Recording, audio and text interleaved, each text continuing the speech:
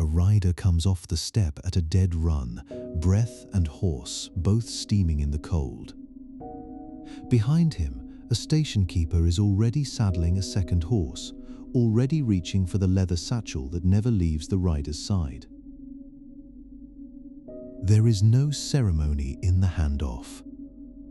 There is barely a pause. Within a minute, the message is moving again, carried by a stranger, toward a capital the first rider will never see. This is the Mongol Empire. Not the one that lives in the popular imagination, all hooves and fire, and a horizon full of smoke. This is a quieter machine running underneath it, built from roads, relay stations, tolerated faiths, and law that reached further than any army could ride. What unfolds across this telling moves past the conquest, though the conquest is never absent from it. It follows the tablets that carried a Khan's authority into a stranger's hand. It follows the captured goldsmith building a fountain of silver for a court he never chose. It follows the wives and mothers who kept the whole structure standing through every gap a fallen ruler left behind. It is a story about what held an empire together and, in time, about the very thing that pulled it apart. If you find this kind of patient, immersive exploration meaningful, a like and a subscription help the next story get made. Sharing with a single person who thinks this way is the most powerful thing you can do. Let the evening settle around you now, the way dust settles over an old road once the riders have passed. Let your breathing slow to match it. This is the fastest empire in the world. The draw of a bow that shouldn't be possible from something this small begins with a length of wood no longer than a person's arm. A bowyer selects a thin stave cut from bamboo or mulberry or birch. Even finished, that wood alone holds almost no power. It gives the weapon its shape, its curve, its dimensional memory. Strength has to come from somewhere else entirely. Onto the belly of that stave, the bowyer glues a layer of dense animal horn taken from a water buffalo, a mountain sheep, or an ibex. Horn resists being crushed, and under the force of a draw, it compresses hard and snaps back harder. On the back of the same stave, facing the opposite direction, comes a layer of sinew. It is shredded fine and soaked in hide glue or fish gelatin. Sinew does not resist crushing. It resists stretching, coiling like a tightly wound spring the moment it is pulled taut. Compression on one face, tension on the other, locked together in a frame no wider than a forearm. Two opposite forces made to serve the same single purpose. At each tip, rigid wooden pieces called siyas curve outward. They act as levers, multiplying the draw's force well past what the raw materials alone suggest. A mounted archer moving at a gallop could loose an arrow from a weapon that fit easily across a saddle. In the 1240s, the Franciscan friar Giovanni da Pian del Carpine recorded draw weights on Mongol bows reaching up to 166 pounds. That is a stronger pull than the English longbow could manage. It came from a weapon, a fraction of the longbow's length, carried by a rider already moving faster than any foot soldier could draw against. That same engineering carried its own quiet weakness. The glues holding horn, wood, and sinew together were animal glues, and animal glues drink in moisture from the air around them. A single hard rain, reaching deep enough into the lamination, could cause the layers to separate entirely. The bow failed in the exact conditions where it was needed most. Bowyers wrapped finished weapons in birch bark and sealed that bark with lacquer or paint. Every bow, when not in use, had to be kept inside its own leather case. Even with every precaution taken, a single bow demanded 6 to 18 months of dedicated craftsmanship before it was ready to be drawn at all. No army moving at the pace the Mongols moved could survive on a bow supply measured in years rather than weeks. Somewhere behind every campaign, a permanent, protected class of bowyers had to exist, feeding a demand that never slowed. Their hands were treated as something close to irreplaceable, guarded the way a smith might guard the last working forge in a valley. A single skilled bowyer, lost to illness or capture, could not simply be replaced from the ranks. Someone else had to be found who already knew the work, or trained from nothing across the better part of a year. That fragility followed the empire everywhere it grew, reaching into every territory it touched. It searched out hands already skilled enough to keep the arrows flying. Willing or unwilling, those hands were carried wherever the court required them. A circle of thin wooden lattice unfolds across the grass like a fence learning to breathe. Each section, called a khana, is light enough for one person to lift and carry on a cart.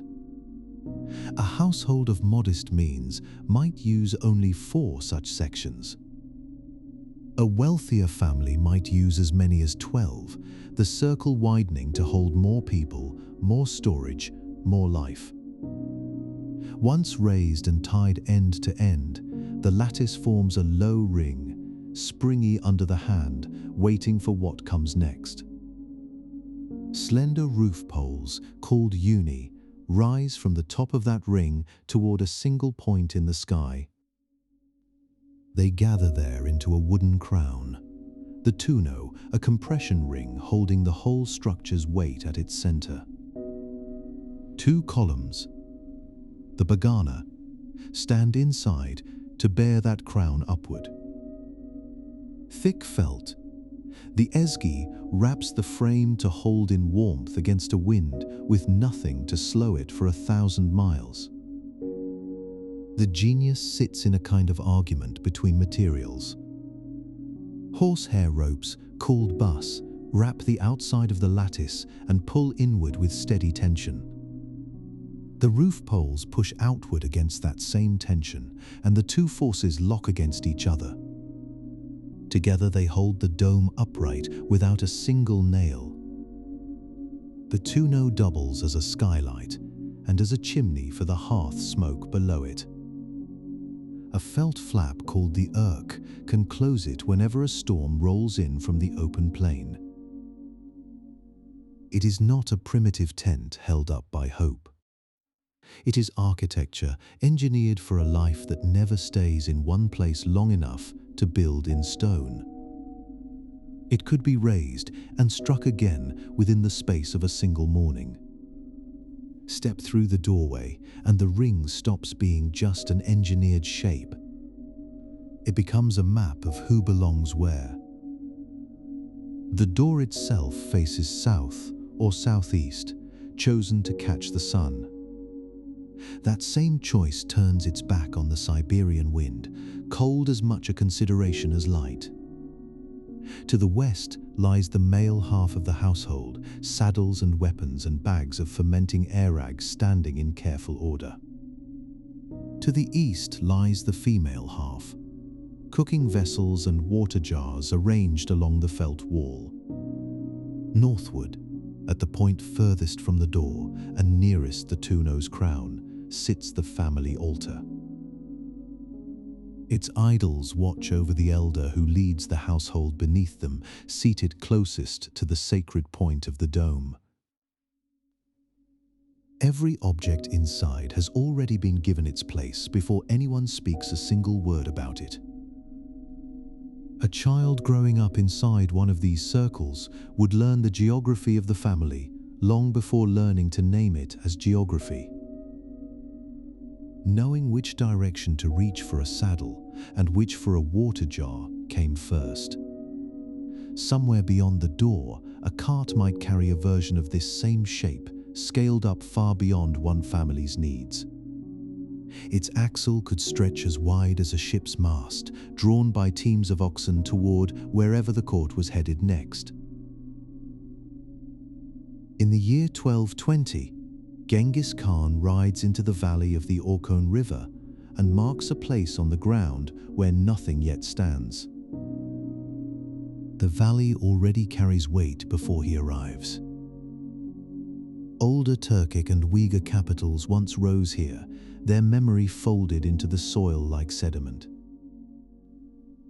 Choosing this ground is choosing legitimacy along with location. It is a claim laid over older claims rather than a beginning carved from nothing. 15 years pass before anything permanent rises from that mark on the earth. In 1235, Ogedei Khan finally begins construction, raising walls of stone and mud brick around a city that will come to be called Karakorum. Within those walls, roughly 135 hectares take shape. The city forms a rectangle of space, nearly 1.5 kilometers by 2.5. Its population rises and falls with the seasons, drifting somewhere between 7,000 and 12,000 people. The number depends on whether the court itself is in residence at the time. It swells when the Khan and his household return and thins again once they move on. A confederation of riders who built nothing permanent by tradition had just built a walled city from the ground up. Most of the hands doing that building were not, in the end, their own.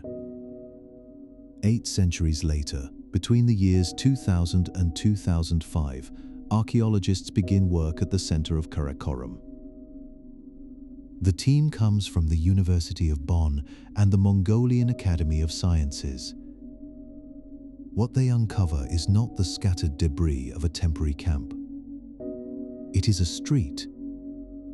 A major road runs north to south through the heart of the site. It is paved with irregular slabs of slate, laid over a wooden structural frame set beneath them. Workshops line either side of that road in an order too deliberate to be accidental. Evidence of gold and silver smithing turns up beneath the soil, layer by layer. Alongside it lies evidence of non-ferrous metalworking, iron forging, glassmaking, gem cutting, and the processing of bone and birch bark.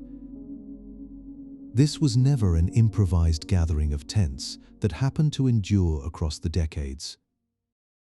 It was a planned, zoned city built for continuous, specialized manufacture. Its streets were organized the way a workshop floor is organized, each trade granted its own space to work, to live, and to stay. Across the street from that same workshop row, excavators find a fine smithing shop preserved almost exactly as it was left. Round wooden anvil bases sit coated in bronze dust. Each one is carved with a square recess, where a metal anvil once sat locked in place. Small cut fragments of bronze lie scattered nearby, raw material waiting to be shaped into something finished. Traces of textile and leather remain pressed into the floor. They were likely used as cushioned bases for hammering fine repoussé work into shining relief. And there, laid down mid-process, sits an unfinished gold bracelet cast in the form of a phoenix. Its bronze driving model rests beside it, the tool that would have guided the final shape into the softer gold underneath the hammer. Someone set both pieces down and never came back to finish them. No one can say why the work stopped. Perhaps the smith was reassigned, or fell ill, or simply ran out of daylight before the next shift began. What survives is not a museum piece, polished and complete behind glass. It is labor caught in the exact middle of itself. Gold and bronze and unfinished intention remain exactly as they were left.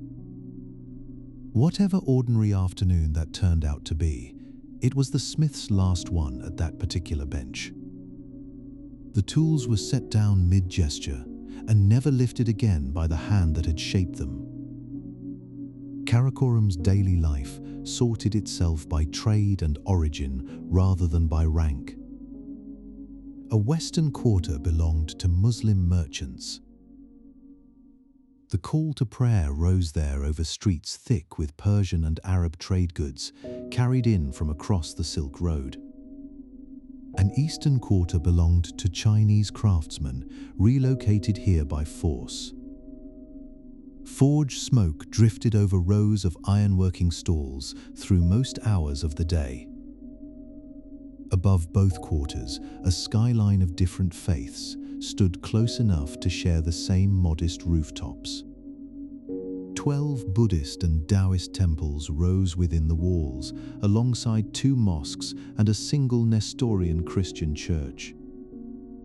None of this coexistence was staged for visiting dignitaries or foreign envoys passing through. It was simply what the streets looked like on an unremarkable morning. A Chinese ironworker, taken from his home to forge weapons for a court he had not chosen, breathed the same modest, mud-walled air as a Persian merchant. That merchant weighed out Silk Road goods for trade only a short walk away. Worshippers moved between more than a dozen religious sites without needing anyone's permission or announcement. Karakorum's famous tolerance was not a policy printed somewhere and read aloud to the gathered crowd. It was the ordinary daily texture of a small city, going about its business behind unremarkable walls of packed earth. The sorting ran by trade, by craft, by what a person's hands did each morning. It did not run by rank or by who a person had once been before the roads brought them here. Near the Kikira River, in the Transbaikal region, a slab of granite has stood since around 1224. It commemorates an archery feat by Yisunge, nephew to Genghis Khan. He is recorded as having loosed an arrow across roughly 536 meters, or 335 fathoms. Carved into that same granite is the earliest surviving inscription in Uyghur Mongolian script. It is the empire's own new writing system, given physical, lasting form for the first time. The stele functions as 3 things at once. It is a sports record, marking a feat few could ever hope to match. It is also a martial trophy, honoring a warrior's skill before witnesses who could see the distance for themselves. And it is something quieter than either of those, a kind of proof of concept. It shows that this new script could carry real weight, could hold official memory the way stone has always held memory. By tying an act of physical prowess to a written language just beginning to find its footing, the stele does something larger than record a single shot. It links the legitimacy of Chinggisid rule to something built to outlast the men who founded it. Carved rather than spoken, it was permanent in a way memory alone could never be. A tablet, called a paisa or a gireji, could travel farther than any single rider ever could, carrying the full weight of the throne along with it. Its material told the story before anyone read a single word carved into its surface. Lower officials carried wooden passes, roughly 10 to 15 centimeters long, plain and unremarkable to look at. Intermediate ranks carried passes of iron, bronze or copper, slightly larger, stretching 15 to 20 centimeters in length. At the very top, generals and imperial kin carried tablets of silver or gold. These were elongated and sometimes marked with the frontal image of a tiger's head, a symbol called Bars Terigutu. That image signified elite military authority beyond any question or challenge. One surviving example, a Yuan-era iron pizer held today in the Metropolitan Museum of Art, measures exactly 18.1 by 11.4 centimeters. It is inlaid with silver and inscribed in the Fags-Pa script that Kublai Khan later commissioned as a universal alphabet. A station master, somewhere at the edge of the map, needed only to glance at the material resting in a stranger's palm. In that single glance, he already knew exactly what that stranger could demand of him. Mounts, rations, an armed escort. All of it became legally required the instant the correct tablet appeared before him. It made no difference whether the local supply could easily bear the weight of that demand or not. Refusal was never a real option for the official on the receiving end. It made no difference how far he stood from the throne that had issued the tablet. What people call the Mongol postal system was never really one system at all. It was three, each built for a different kind of cargo, each moving at its own particular speed. The Morin Yam, the horse post, carried official messages and military orders at the fastest pace the empire could manage. Fresh mounts waited at fixed intervals, so a message never had to slow for a tiring horse. The Turgan Yam, the wagon post, moved far slower and carried far more. It hauled bulk goods, merchants, and tribute across distances no single rider could manage alone. Its wheels ground out the miles far slower than a horse post would have covered them. And the Narin Yam, the narrow post, moved in near secrecy, its very name meaning something close to hidden. It was reserved only for urgent intelligence and for communications meant for the innermost circle of power, kept apart from ordinary traffic on the same roads. Three networks, layered one over another, each engineered for its own particular kind of urgency. A traveler who only ever saw one of the three would never have guessed the other two existed. All three moved quietly along the very same roads. Ibn Battuta, traveling through India, watched a different kind of relay entirely, one built from human bodies rather than horses. The horse post there was called the Uluk, with fresh mounts waiting every 4 miles along the route. But the foot post, the Dawa, moved even faster, its stations set close enough that speed never had to wait on distance. Runners sat with what he described as girded loins, ready at a moment's notice. They waited in threes at pavilions spaced 1/3 of a mile apart, far closer together than any horse relay required. Each runner carried a rod 2 cubits long, topped with copper bells. Those bells rang out before the runner himself ever came into view around the bend. The sound reached the next station first, carried ahead on open air. It gave the waiting runner time to rise and steady his breath. He could prepare for a handoff that could not afford to lose even a single second in the exchange. A letter could move down that chain faster than any horse could manage the same ground. So could a piece of fresh fruit, carried all the way from the orchards of Khorasan. The system ran on nothing but human legs and lungs, pushed hard, again and again. Station followed station for as long and as far as the message needed to travel that day. Marco Polo, writing of the network's grander stations, described postal outposts keeping upward of 400 horses in constant readiness. 400 animals stood fed, sheltered and maintained without pause at a single node in a network stretched across an entire continent. It is a number closer to a modern transit fleet than to anything a single village could ever have supplied on its own. Someone had to keep that many horses alive indefinitely, day after day, feeding them through winters that gave nothing back easily.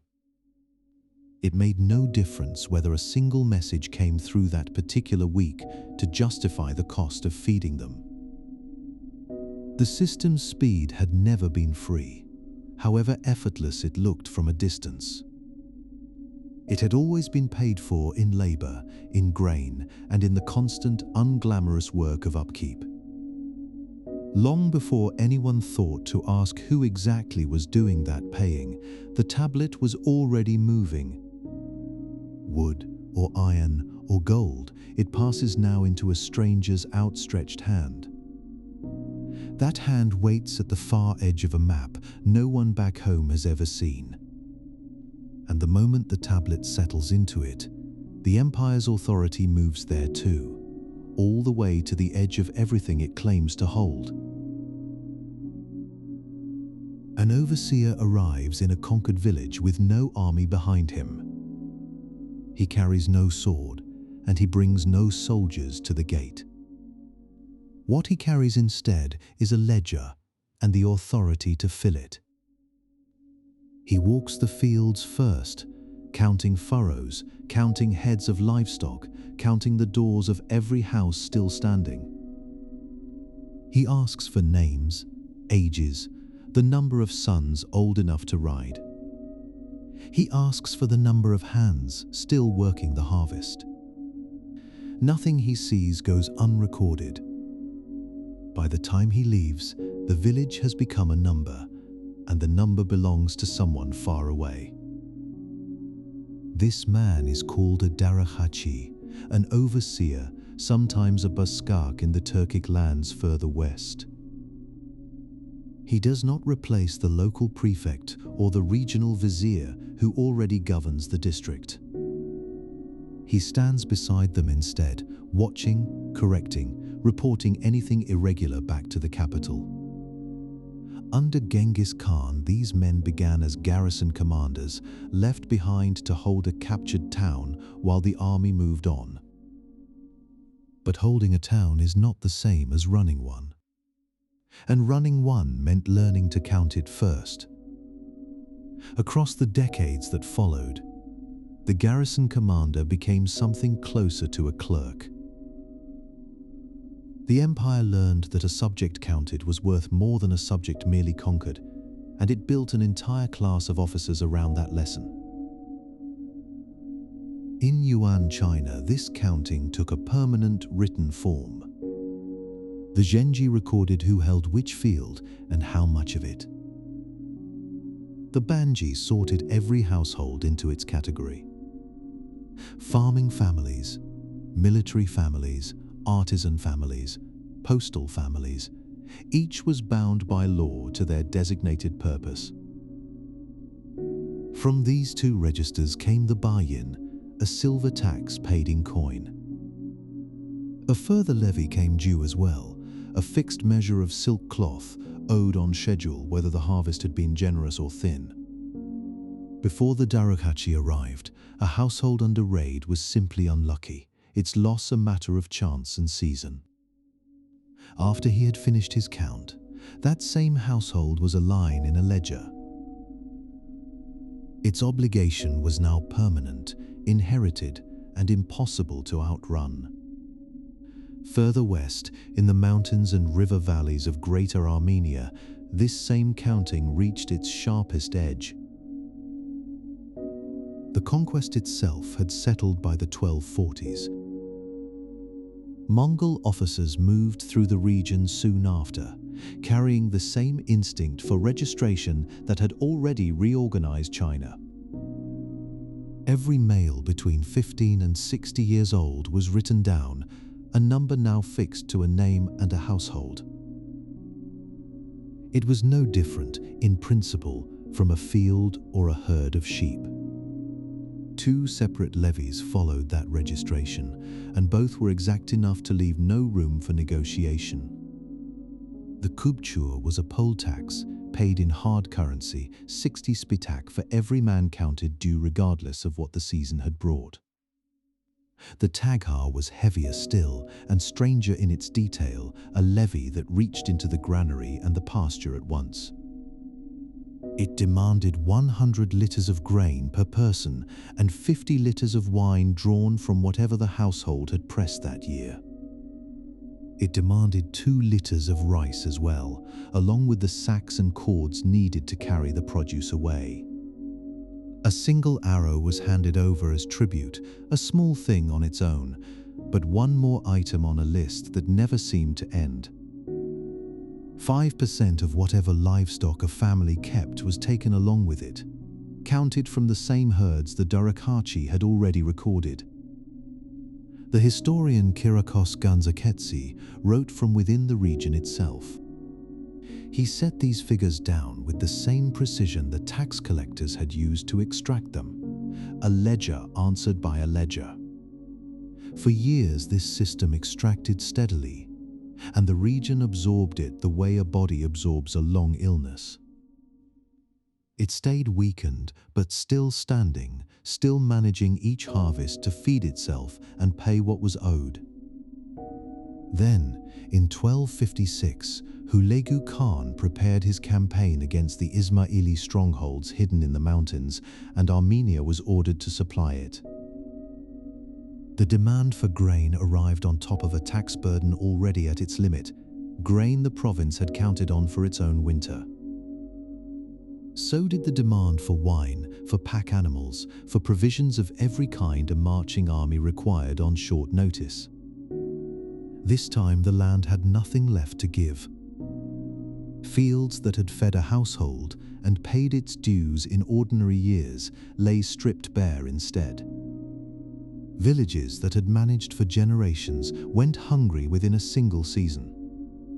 Their stores emptied twice over, first by the standing tax and then by the campaign. In the markets, where grain and livestock had once changed hands in the ordinary rhythm of trade, Kyriakos Ganzaketsi recorded something else being sold. Human flesh appeared in those same markets. It was a famine so complete that the ordinary boundaries of what could be eaten and what could not simply gave way under it. A financier walks the halls of the Yuan court in the year 1270, newly appointed, newly trusted with the empire's money.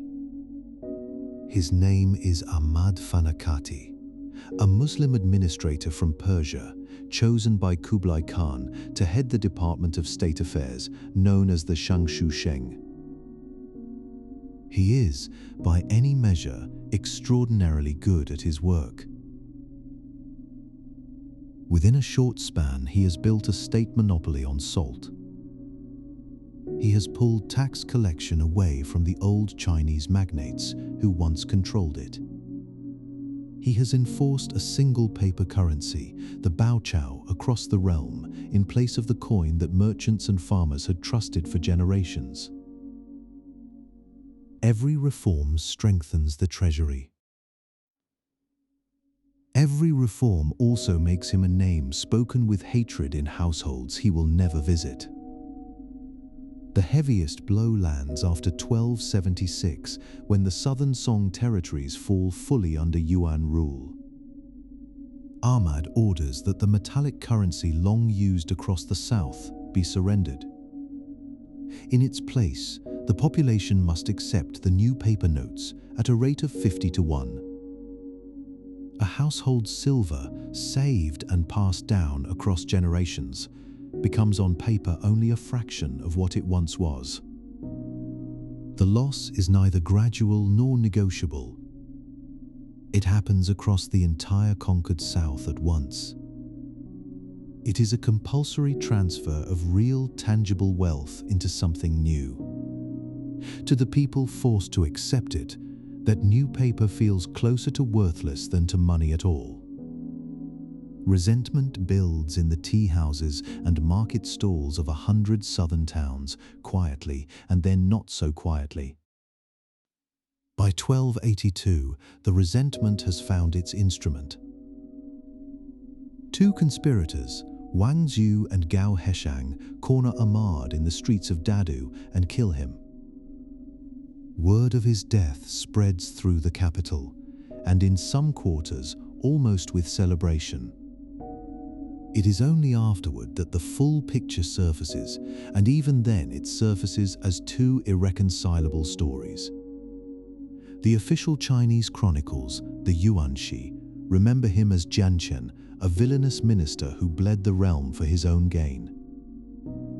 Rashid al-Din, writing in Persian and closer to the court's own inner circle, remembers something different. He remembers a capable administrator who did exactly what he was asked to do, and did it well. Kublai Khan learns the full extent of what Ahmad's policies had cost him in loyalty and reputation. He orders a final punishment that answers to neither account plainly. The body is exhumed. Dogs are set upon it. What remains is broken further beneath the wheels of a chariot until nothing recognizable as a man is left at all. A caravan preparing to leave Karakorum needs 70 men before it can safely cross the open distance toward the trading cities of the west. Sometimes it needs closer to 100. It needs guards against raiders, handlers for the pack animals, provisions enough for weeks without a settled town in sight. No single merchant, however wealthy, wants to risk that much capital and that many lives on one uncertain crossing. A single bad season on the road could ruin him outright. Merchants pool their resources instead, and the arrangement they build for doing it is called the ortok. Under this arrangement, Mongol investors, often drawn from the royal family itself, supply the silver and the capital. Merchant agents supply something different: the labor, the route knowledge, and the willingness to face the road's own risk in person. A caravan can be lost to a sandstorm crossing the Taklamakan, buried within hours under sand that leaves no trace of where the animals stood. It can be plundered instead by a rival tribal faction along an unguarded stretch, the entire cargo gone before any word reaches home. Either way, under the ortok's terms, the loss falls on the investor's capital, not on the merchant's own household. By 1268, Kublai Khan had folded this practice into a formal state institution, the General Administration for the Supervision of Ortok. It issued low-interest loans to merchants operating under its charter, along with silver ingots and paper money to carry on the journey itself. The structure resembles, in its shape if not its name, arrangements already known across the Islamic world as mudaraba, and across parts of Europe as commenda. Both would only later be credited with inventing the idea. For the merchant walking that road, it means something specific and rare for the time. A lost venture is simply a lost venture, not a lost future, not a debt that follows him home to his family. That protection did not last. Losses mounted across enough ventures, over enough years, that the aristocrats and treasuries financing them grew unwilling to keep absorbing risk as investors. They watched silver leave their coffers with nothing coming back in return. Slowly, over the closing decades of the 13th century, the capital structure shifted from equity toward debt. With that shift, the entire burden of failure moved onto the merchant who had once been shielded from it. A defaulted loan was no longer simply written off as the cost of doing business on a dangerous road. State officials now monitored repayment on a fixed schedule, tracking each merchant's debt the same way the Daruhachi tracked a village's harvest. If a merchant could not meet it, the consequence reached past his own body and into the household he had once thought was safe. In the most extreme documented cases, recorded independently in both the Ilkhanate and the Yuan court, a defaulting merchant's own family could be seized by the state. Seizure satisfied what remained unpaid. His wife could be taken. His children could be taken and sold into servitude in place of the silver he no longer had. A single caravan lost to weather or to raiders had once cost a man only his investment.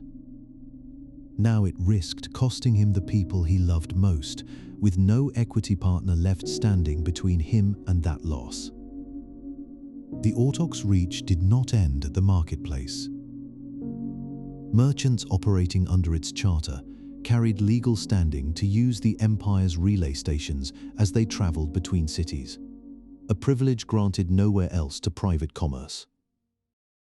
They were provisioned at each stop exactly as a state official would be, no distinction drawn between the courier and the trader.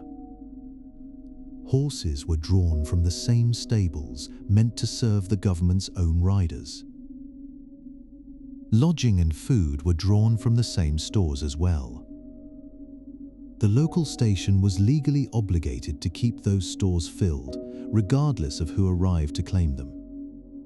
Local rulers objected to this arrangement openly. They watched resources meant for imperial business disappear into private hands.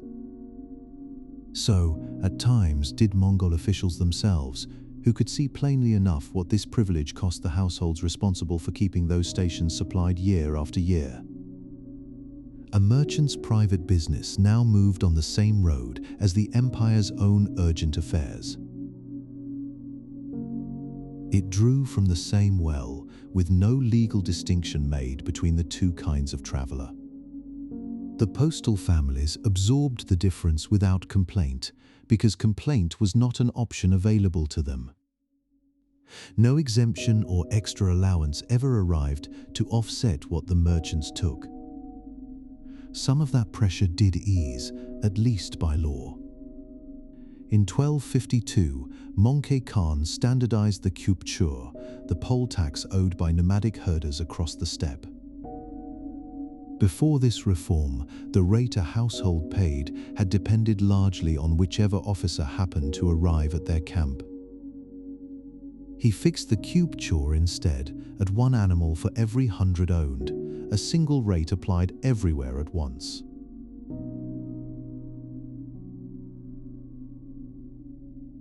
Any household whose herd fell below that number was exempted outright, with no obligation left hanging over a family too poor to meet it.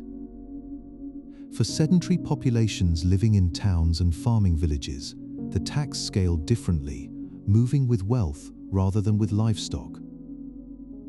It became a graduated share, rising for the prosperous and easing for the poor, rather than a flat demand applied equally to rich and poor alike. It was, on paper, a fairer system than the ad hoc extraction it replaced, predictable in a way the old counting had never been. Order on paper is not the same as relief in practice. Nowhere was that gap wider than among the households bound permanently to the relay stations themselves. Their entire lives were folded into the machinery of the yam. In Yuan China, these families were called zhanhu, sometimes zhanqihu, and their obligation was not seasonal or temporary the way a single tax payment might be. It was hereditary instead, passed from parent to child the way a surname is passed. It was a fixed legal duty to keep the station running that no generation could set down. Horses had to be bred, fed, and kept ready at all times, not merely when a courier happened to be expected.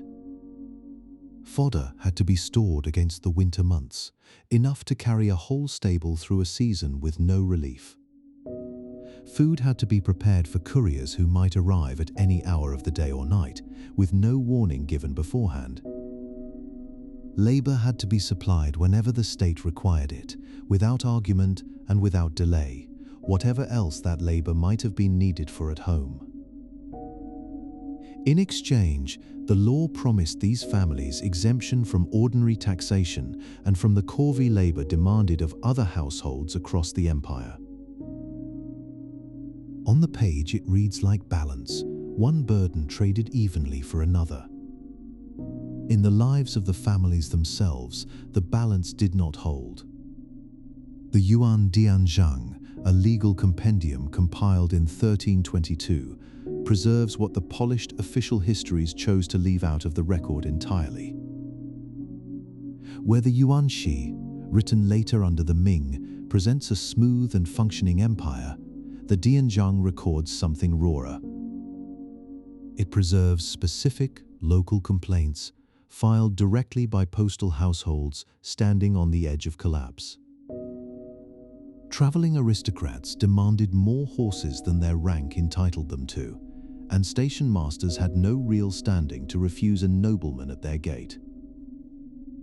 Autok merchants demanded provisions meant only for state couriers, folding their private journeys into the same allotment meant for the empire's own business. Military officers passed through with escorts far larger than any mission actually required.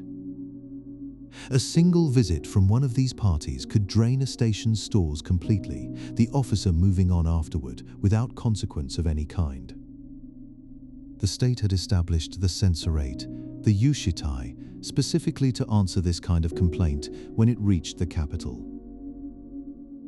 Provincial control agents, called Totkasuns, were assigned at the local level to audit the routes and punish unauthorized demands wherever they found them.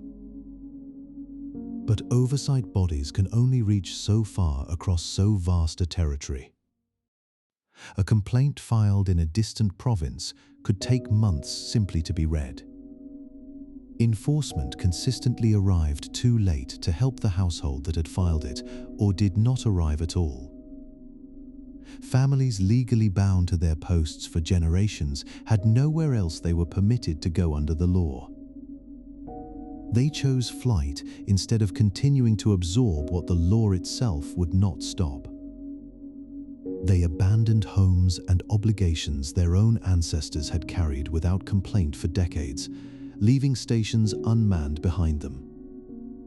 Rashid al-Din, writing from within the Ilkhanate's own administration, documented a version of this same abuse playing out across Persia. Envoys called elchis carried the paisa that authorized them to demand anything a station could provide, the same tablet once meant to move messages, not men. Routinely, they exceeded even that considerable authority, treating the tablet as license rather than limit. An envoy sent on a mission of no particular urgency might still arrive with an escort of 200 men, far more than any actual errand demanded. Sometimes the escort numbered as many as 1,000, an entire small army moving under the cover of a single message. When these parties quartered themselves in a village along the way, the damage rarely stopped at what they actually consumed while staying there. Carpets that had furnished a household for years were ruined within a single night. Bedding disappeared entirely, carried off along with whatever else could be taken. Gardens tended patiently across seasons were trampled flat in an afternoon, the labor of years undone in hours. Peasant doors, still attached to their frames, were pulled down and burned for firewood before the envoy and his retinue moved on to the next village. For a villager watching such a party approach on the road, the sight carried no comfort of imperial order. It meant loss instead, and there was no one to appeal to afterward who would rule in the village's favor over a bearer of the paisa. Ghazan Khan came to the Ilkhanate throne in 1295, inheriting a postal system already buckling under the weight documented in Rashid al-Din's own account. With Rashid al-Din now serving as his advisor, he looked directly at what the network had become. He no longer treated each complaint as an isolated abuse to be punished individually. The kubchur, the tax originally meant to fund the relay stations, could no longer keep pace with what was actually being demanded of them. Envoys were answering to no fixed budget at all. Ghazan moved the funding source instead to the central treasury, the diwan. This broke the direct link between a village's harvest and a courier's provisions. The network would now be paid for out of that treasury. Local households no longer had to absorb whatever envoys chose to take from them on any given day. He tightened control over who could be issued a paisa in the first place. This closed off the casual distribution that had let so many minor officials claim the tablet's authority. He fixed firm limits on the size of an escort a courier was permitted to bring. This ended the practice of a routine errand traveling with a small army in tow. A new, more modest courier service, the Peikan, took shape under these tighter rules, built smaller and cheaper than what had come before it. It drew an explicit model from the barred postal system already used across the Mamluk Sultanate, a neighboring administration that had solved a similar problem years earlier. For the peasantry living along these roads, the difference was not abstract at all. It was the difference between a system slowly emptying their villages of people and grain and one that might still exist, sustainably, a generation later. The abuse was never confined to Persia alone. Across the wider empire, local populations bore the ordinary cost of keeping every station running, a cost that never appeared in any official ledger. They provisioned envoys who came and went without payment, absorbing the loss into whatever the season had already left them. They fed horses that belonged to no one in the village itself, animals that would be led away again by morning. Ortok merchants used the roads for private profit, sheltered under the cover of a state privilege never meant to serve their own commerce. Mongol nobles, carrying their own paisa, extorted peasants who had no standing to refuse them anything, whatever the tablet's rank actually entitled them to demand. It was the same road built to carry the empire's messages at astonishing speed. Now it carried instead the ordinary weight of unpaid demand pressed onto households with no legal way to say no. Mongke Khan, on taking the throne in 1251, moved directly against this. Private merchants were barred outright from using the Yam's relay stations for their own travel, closing the loophole the Ortok had relied on for years. The issuing of new paisa was sharply restricted, narrowing who could claim the network's resources in the first place. This cut off the casual authority so many had abused. Nobles found guilty of plundering civilian households under the tablet's authority now faced execution, a consequence with no less aversion attached to it.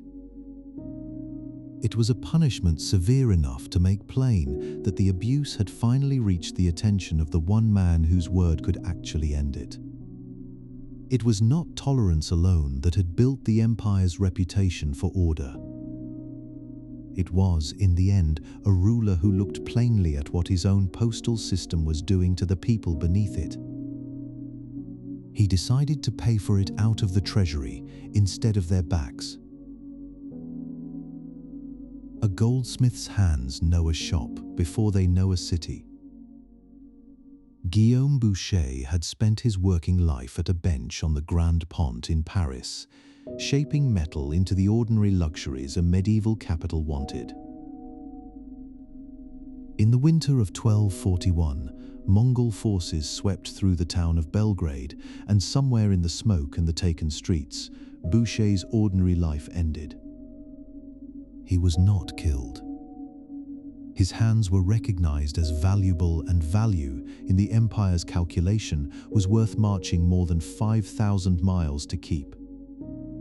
He walked east under guard, through country he had never imagined existing, toward a capital he had never heard named.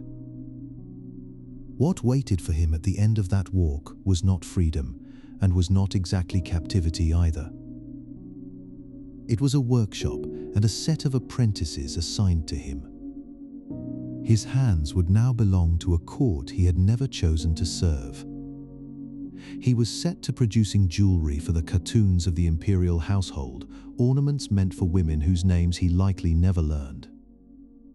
He was set, too, to producing liturgical silver for a small Nestorian Christian community in Karakorum. It was a congregation that had, improbably, found its way to the same remote city he had. His craft had saved his life on the road from Belgrade. It had also become the only leash the empire needed once he arrived. Bush's forced march was not an isolated cruelty. It was policy repeated in different forms across 3 decades of conquest. In 1212, the Nestorian Chancellor Qingkai relocated thousands of farmers and artisans to Western Mongolia. It was captured labor, ceding the empire's earliest administrative heartland. In 1221, after the fall of Samarkand, its weavers were marched east to Inner Mongolia. An entirely new settlement called Shinmelin was founded specifically to house their looms and put their skill to permanent use. And in 1235, when Karakorum itself needed builders, thousands of Chinese, Central Asian and Persian workers were imported. They raised its walls and staffed its forges. These were not isolated incidents remembered because they were unusual. They were the ordinary machinery of how a nomadic power built a settled capital it did not otherwise know how to build. The pattern repeated at scale across 3 separate decades and 3 separate peoples. Every wall, every workshop, every finished object inside Karakorum's gates carried, somewhere behind it, a person who had not chosen to be there. At the palace called Tumen Amgalan, the pavilion of 10,000 tranquillities, Boucher constructed the object that would outlast every other thing he made. The compound itself was built around 64 columns.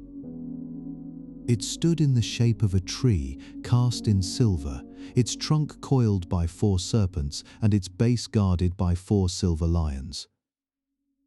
At its crown, a mechanical angel raised a trumpet to its lips. When the signal came, the angel sounded, and from the mouths of the 4 serpents, 4 different drinks began to flow at once. Grape wine, fermented mare's milk called arag, honey mead, rice wine. Servants stationed nearby heard the trumpet and knew to begin pouring their portions into the roots at the tree's base.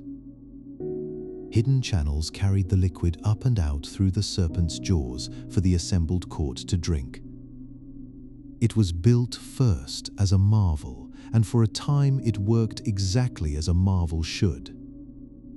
The mechanism originally meant to power the signal, a system of bellows, could not generate enough force to trigger the angel's trumpet on command. The court that had commissioned a wonder now possessed a broken one, and someone had to solve what engineering alone could not. The solution the builders settled on was not another bellows. It was a person.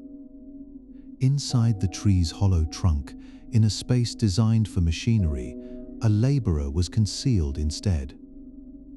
He was given a length of pipe to blow into on cue. His breath, not the failed bellows, sounded the angel's trumpet.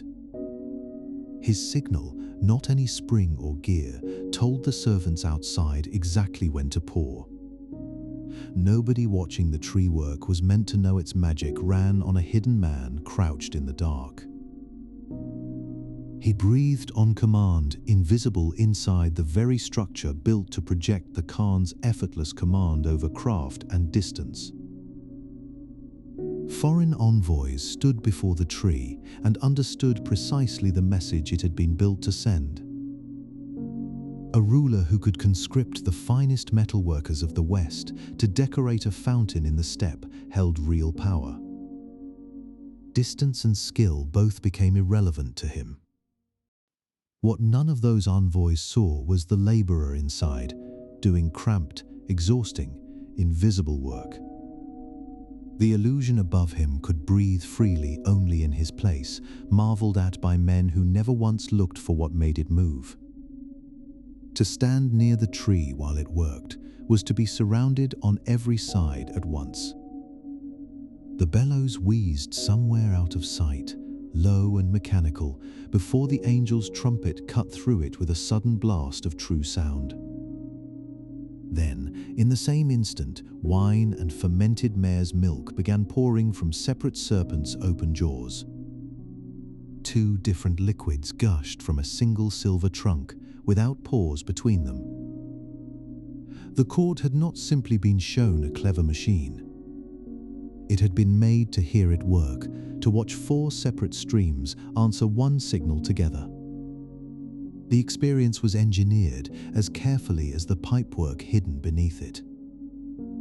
Every part of it, the wheeze, the blast, the sudden rush of drink into waiting cups, had been built to be felt.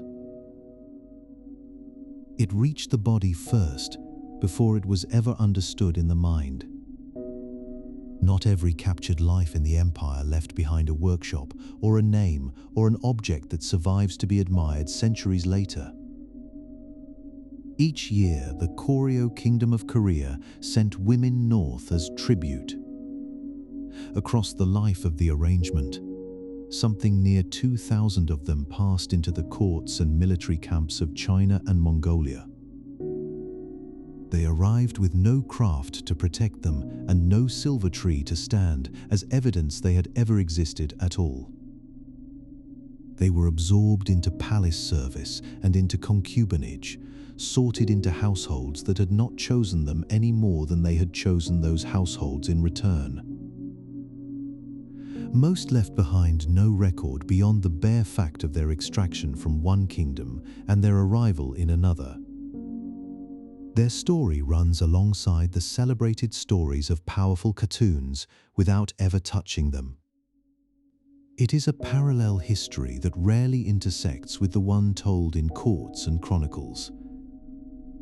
A captured goldsmith or a captured princess might rise, through skill or through birth, into some recognized position within the household. An unnamed tribute woman from Koryo generally did not rise at all. She was labor, understood in exactly the same disposable terms as a length of cloth or a sack of grain moving along the same roads. The empire's own records treat her precisely that way. The women taken into the Chinggisid household by marriage were not, in the main, chosen for affection. Genghis Khan built a consistent, repeated practice out of absorbing the women of every defeated ruling family into his own household, whether as wives or as concubines. The practice served a purpose that reached far beyond any individual man's preference. A marriage dismantled a defeated people's political identity in a single stroke, folding a rival bloodline into the conqueror's own. It denied that people any independent future to rebuild around. It appropriated whatever noble lineage the woman carried, turning what had recently been a threat to Chinggisid power into an asset that strengthened it. And it put the woman's own administrative knowledge, her own relationships among the people she came from, directly to work. That work meant pacifying the very population she had been taken out of. This was not incidental to conquest, some private reward claimed once the fighting had already ended.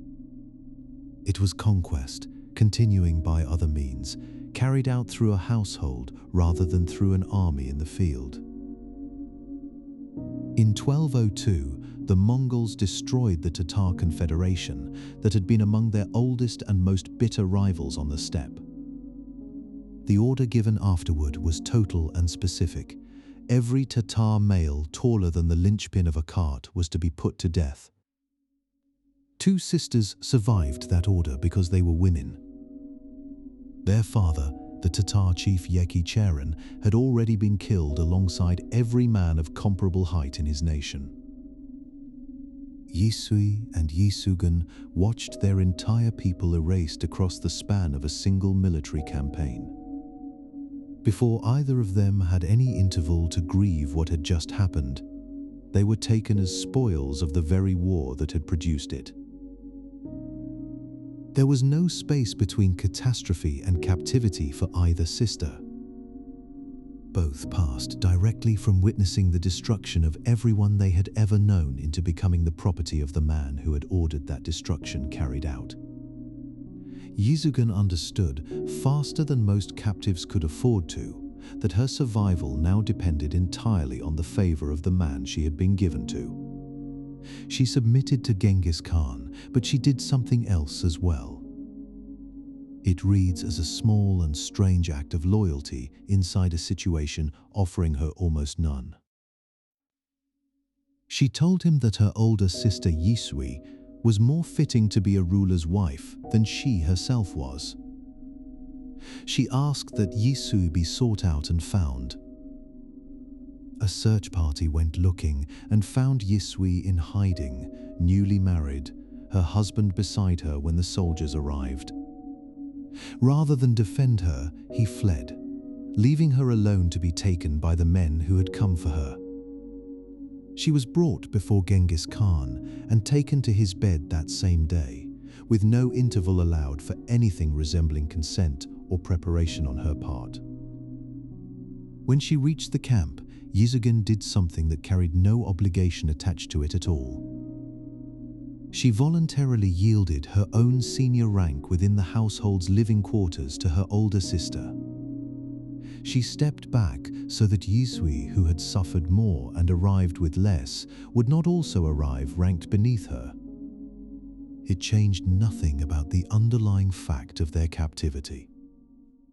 It was, within that captivity, the only form of protection one sister still had left to offer another. Kulan came into the Chinggisid household by a different door entirely, though it led to the same room. Her father, Dair-Usan, led among the Merkit people. When Mongol forces closed in on his territory, he made the calculation that many defeated leaders made before and after him.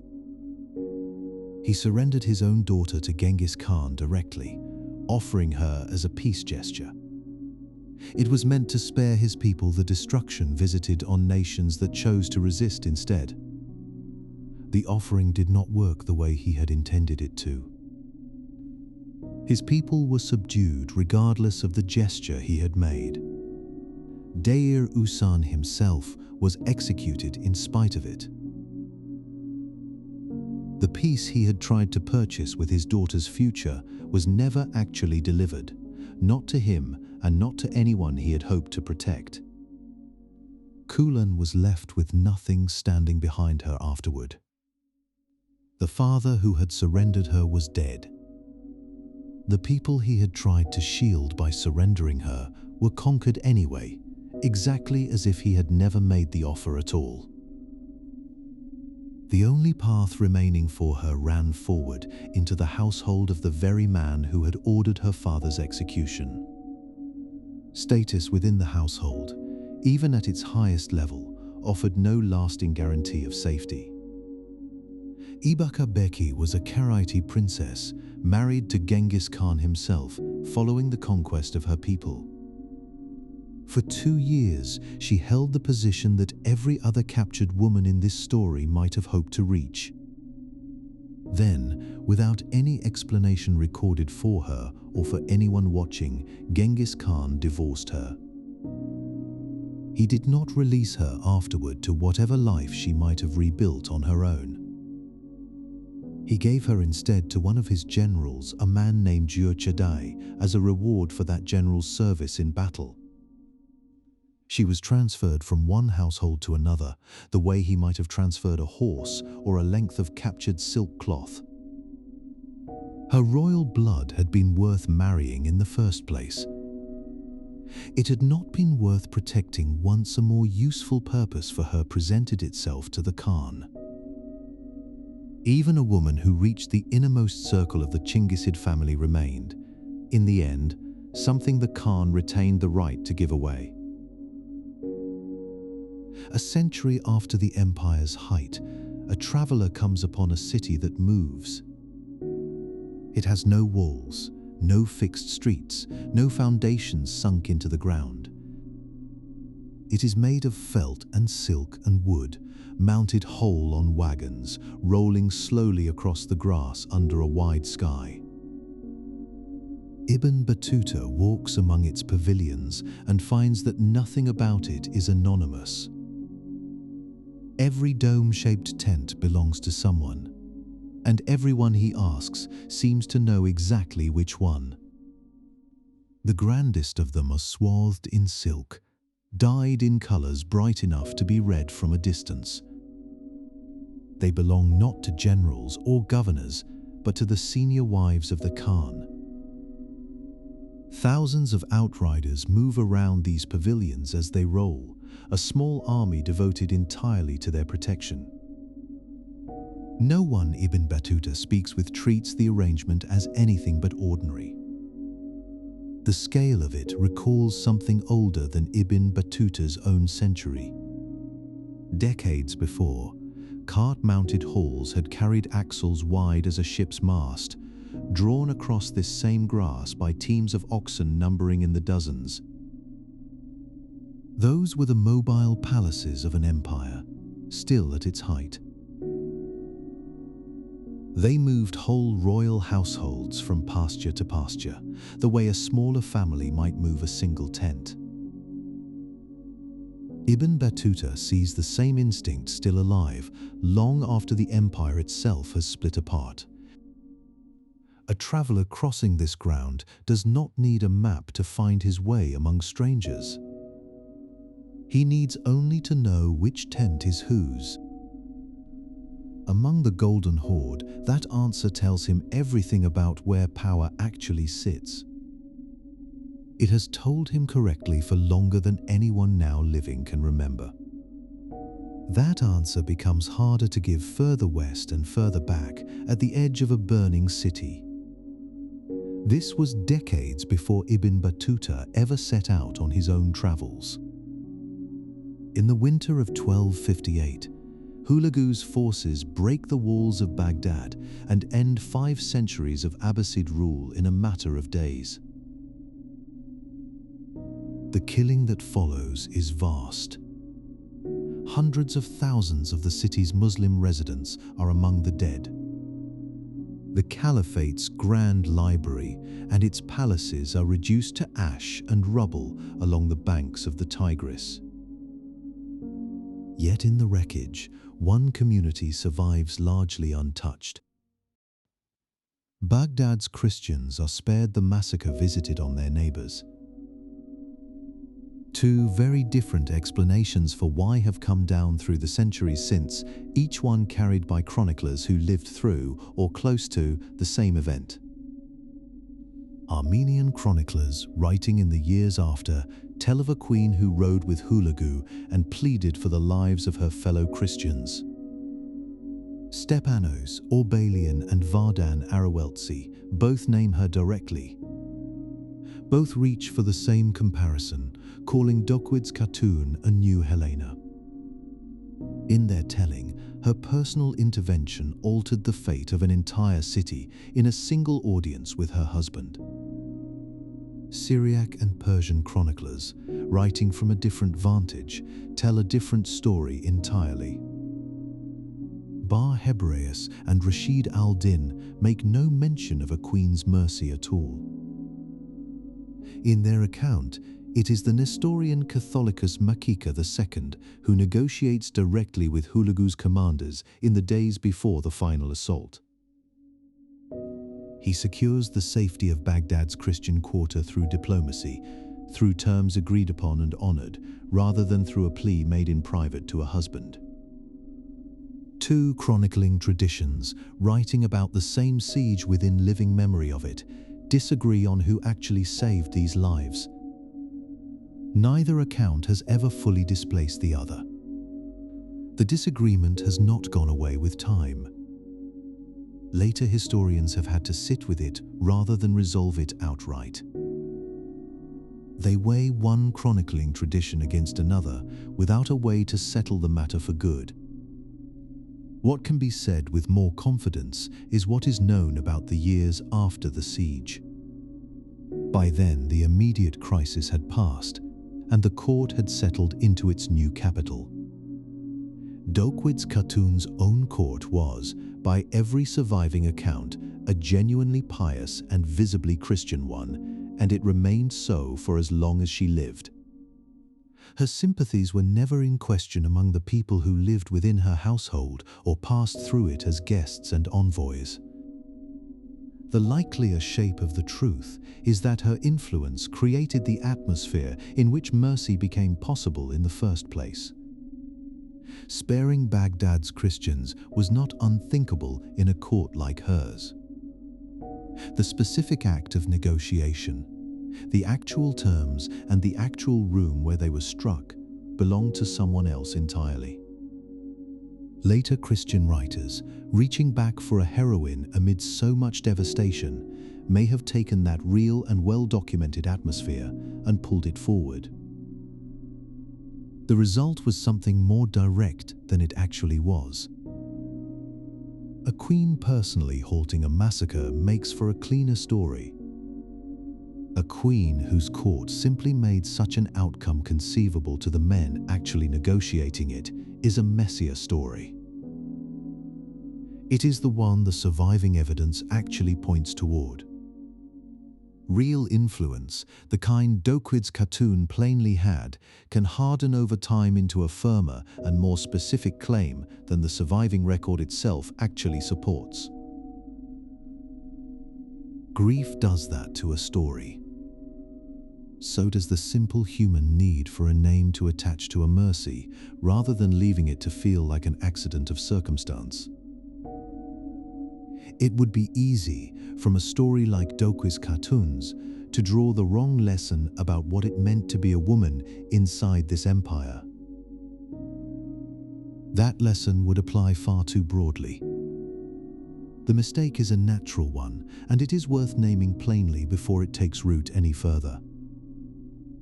Khatuns held orders, commanded loyalty, and shaped the succession of a continent from their own tents. From that, it can seem as though Mongol society simply regarded women as equal partners in power across every level of that society. It is a broad and comfortable claim, and the evidence gathered from the empire as a whole does not actually support it. That authority belonged to a narrow class of elite, dynastically connected women, protected by blood and by marriage into the ruling house itself. It tells us nothing at all about what daily life looked like for a woman born outside that narrow circle. Below the Khatuns, the empire's own conquests produced women stripped of every protection those Khatuns possessed as a matter of birth.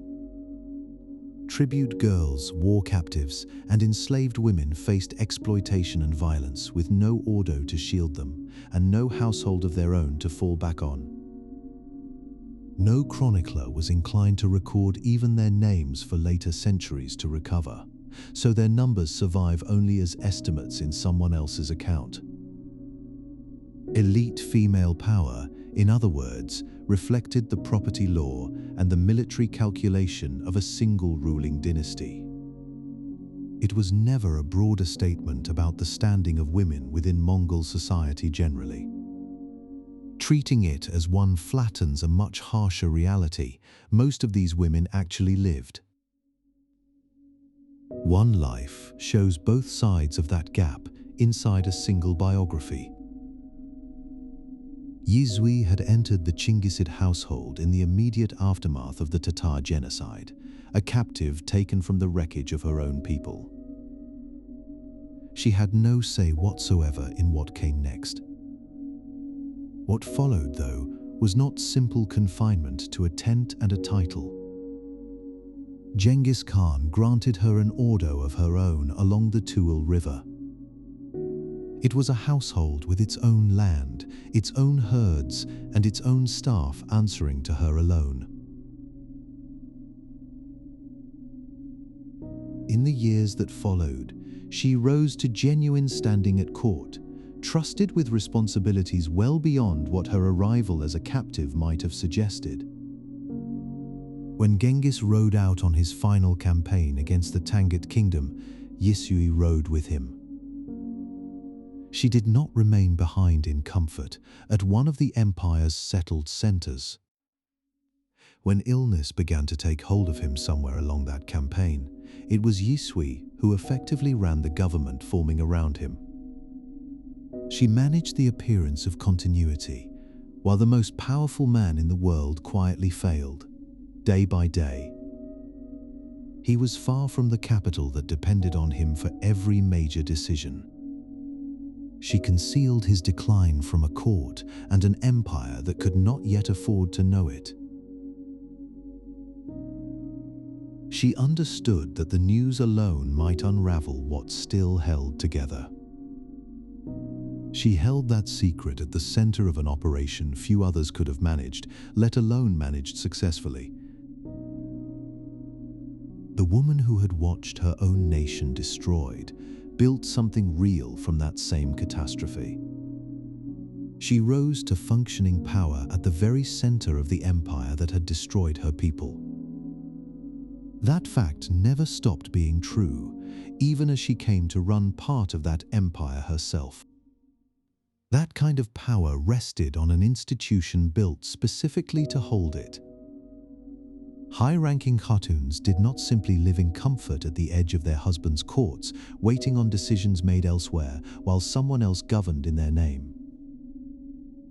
Each ran an ordo, a household that functioned as its own semi-autonomous economic center in every meaningful sense. It had herds to manage, servants, and captive artisans to direct, and appanage lands whose tax revenue flowed to her directly. None of it had to pass first through anyone else's hands, and none of it depended on a husband's continued goodwill to keep functioning. An ordo kept its own intelligence as well, gathering information through its own independent networks and conducting diplomacy under its own name whenever circumstances called for it. The underlying premise made all of this possible. The empire itself was treated as the joint property of the golden lineage, the Altan Uruk.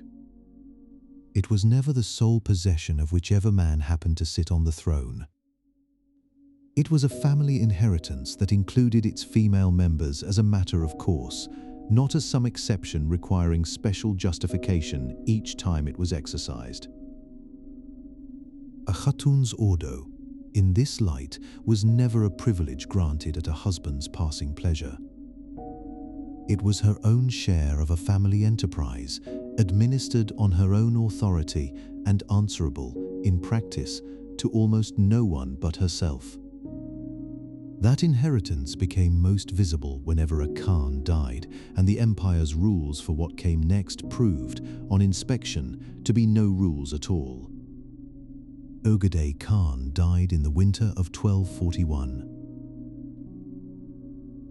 In the gap that followed, before any new great Khan could be formally chosen, someone had to hold the empire together in the meantime.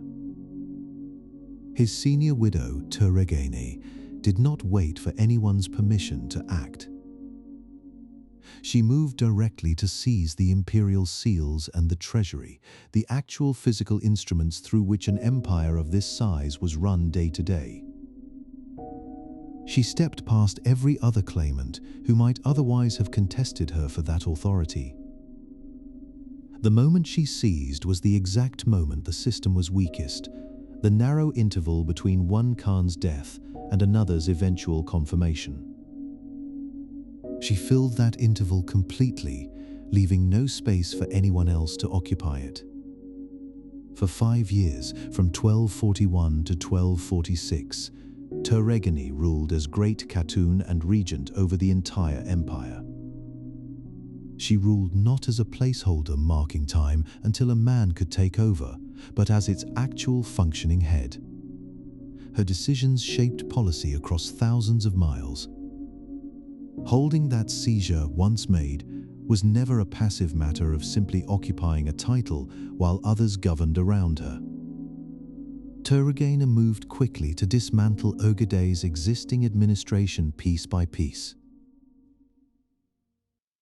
She removed ministers Chinkai and Mahmud Yalavach, men who had run the empire's finances and its bureaucracy for years under her late husband. She replaced them with appointees loyal to her directly and personally. Among the most notable of these appointees was Fatima, a Shia Muslim woman who had been captured at Mashhad during an earlier campaign against her city. Fatima rose from that captivity to become one of Turregani's closest confidantes and most trusted advisors within the new administration. It was a rise few could have predicted from where she started. In North China, Turregani installed the tax farmer Abd al-Rahman in a position of real financial authority. That single appointment redirected one of the empire's richest revenue streams into her own hands. Through her own hands, it flowed into her own ordo, strengthening the very base of power she was building. A regency built on seized seals needed loyal people in every office that actually mattered. Turregana built that loyalty deliberately, one careful appointment at a time. She replaced an inherited bureaucracy with one that answered to her alone. None of this maneuvering was aimed merely at holding power for its own sake, however. Turregana wanted the throne to pass, in the end, to her own son. Mongol succession offered her an opening that a stricter hereditary system never would have allowed anyone. There was no fixed rule of primogeniture in place, no automatic claim belonging to an eldest son by birth alone. The throne depended entirely on a Kurultai, an assembly of royal bloodlines and tribal elites. It had to be convened and carefully persuaded before anyone could actually be confirmed in the position. Turregana delayed that assembly for 5 full years. She used the treasury she now controlled to bribe, favor, and quietly maneuver the nobility whose votes would ultimately decide the outcome. By 1246, the resistance had been worn down enough for her purposes, and her son Guik's election as Great Khan was finally secured. 5 years of steady, patient administrative work had converted a fragile seizure of power into a fully completed succession. That patience did not go unchallenged along the way, and not every challenger came from outside the family. Temuge Ochigan, Genghis Khan's own youngest brother, attempted an armed coup against her regency at one point. He gathered support among those who resented a woman holding the seals at all.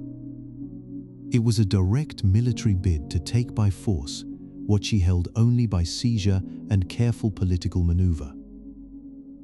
Turregana put the coup down. A quieter but far more persistent rivalry came from within the family itself, from her own sister-in-law, Sorghagdani Beki. Sorghagdani's opposition to Turregana's rule never rose to open conflict during those 5 years.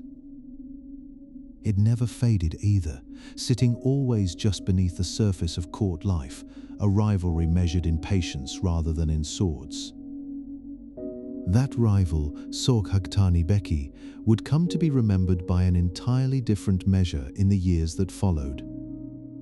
She was a Christian Karaite princess by birth and the widow of Genghis Khan's own youngest son, Tolui. Both her contemporaries and the historians who came long after her have judged her the most politically brilliant woman of the entire 13th century. The judgment holds independently across very different centuries. The Persian historian Juvaini, writing with direct personal knowledge of the Mongol court, singled her out specifically for her statecraft among all the figures he chronicled. It was a distinction he did not extend easily to others. That praise came not from later admirers reconstructing a legend from a distance. It came from a contemporary who actually watched her govern up close, year after year. He judged her by what he saw, rather than by what he had heard. Those decisions began, in fact, with a single deliberate refusal made at real personal risk. When Tolui died in 1232, Ögedei ordered Sorghaghtani to marry his own son Guyuk, in keeping with steppe custom governing the widows of the royal house. It was a levirate match that would have folded her entire household, and her sons along with it, into someone else's authority completely. It would have erased the independent power she had spent years building. She refused the order, citing her duty to raise Tolui's children herself as her reason. It was an explanation simple enough to be unassailable and calculated enough to protect everything she actually possessed. Marrying Guyuk would have meant absorption, the quiet loss of her own independent power base at the exact moment her sons most needed one left fully intact. By declining, she preserved both her household and, with it, the entire political future her sons would eventually go on to inherit. That household needed a solid foundation, and Sorghaghtani built hers in a place many Mongol nobles refused to even look. She chose patient cultivation over the quicker returns of pastureland. In her own appanage of Hebei, the common instinct among conquering nobles was to clear existing Chinese farmland. They converted it to open pasture for horses and livestock instead, a faster and more familiar use of newly won land. Sorghaghtani did the exact opposite of that instinct. She fostered the local agrarian economy in Hebei instead, actively protecting the farmers and their fields from seizure. In doing so, she secured a large and genuinely reliable tax base to fund whatever ambitions came next for her family. The choice ran directly against the grain of how most of her peers governed conquered land. It paid for itself many times over in the years that followed. Her own religious faith never narrowed the circle of people she was willing to support. Despite being a devoted Nestorian Christian herself, Sorghaghtani financed the construction of a major Islamic madrasa in the city of Bukhara. She gave alms freely to both Muslim and Christian clerics throughout her territories, without visible preference for one over the other. The gesture was never simple sentiment on her part. It was calculated strategy built to win the loyalty of a religiously mixed population. Her subjects' cooperation was something she genuinely needed, and their resentment was something she could not afford to risk. It was, in essence, the same calculation the empire made at its very highest levels, applied here at the smaller scale of one woman's own personal court. All of it, the refusal of the levirate marriage, the protected farmland, the carefully distributed arms, had been building steadily toward a single decisive moment. When the Ögedei line began to visibly fracture under its own internal weight, Sorghaghtani moved decisively. She forged a secret alliance with Batu Khan, ruler of the Golden Horde and one of the most powerful men left in the empire. She turned her years of quiet diplomacy and her own carefully built intelligence networks toward a single outcome. That outcome was the election of her own son Monkey as Great Khan. It succeeded completely, and it shifted the entire geopolitical axis of the Mongol world in a single decisive stroke. The purge that followed Mongkut's ascension was meant to secure the new Toluid line firmly in power. It reportedly claimed between 77 and 300 aristocratic opponents in its aftermath. Beyond Monkey himself, her three other sons went on to rule vast stretches of Eurasia in their own right. Kublai, Hulagu, and Arik Bokeh each became, in turn, an emperor or a khan commanding his own portion of the world their mother had helped secure. Dukes Khatun, principal wife of Sorghaghtani's own son Hulagu, carried a piece of that same inheritance forward into the new Ilkhanate. It was the same instinct for visible, unapologetic public faith. She maintained an unmistakably Christian presence at court that made no attempt whatsoever to stay quiet or private.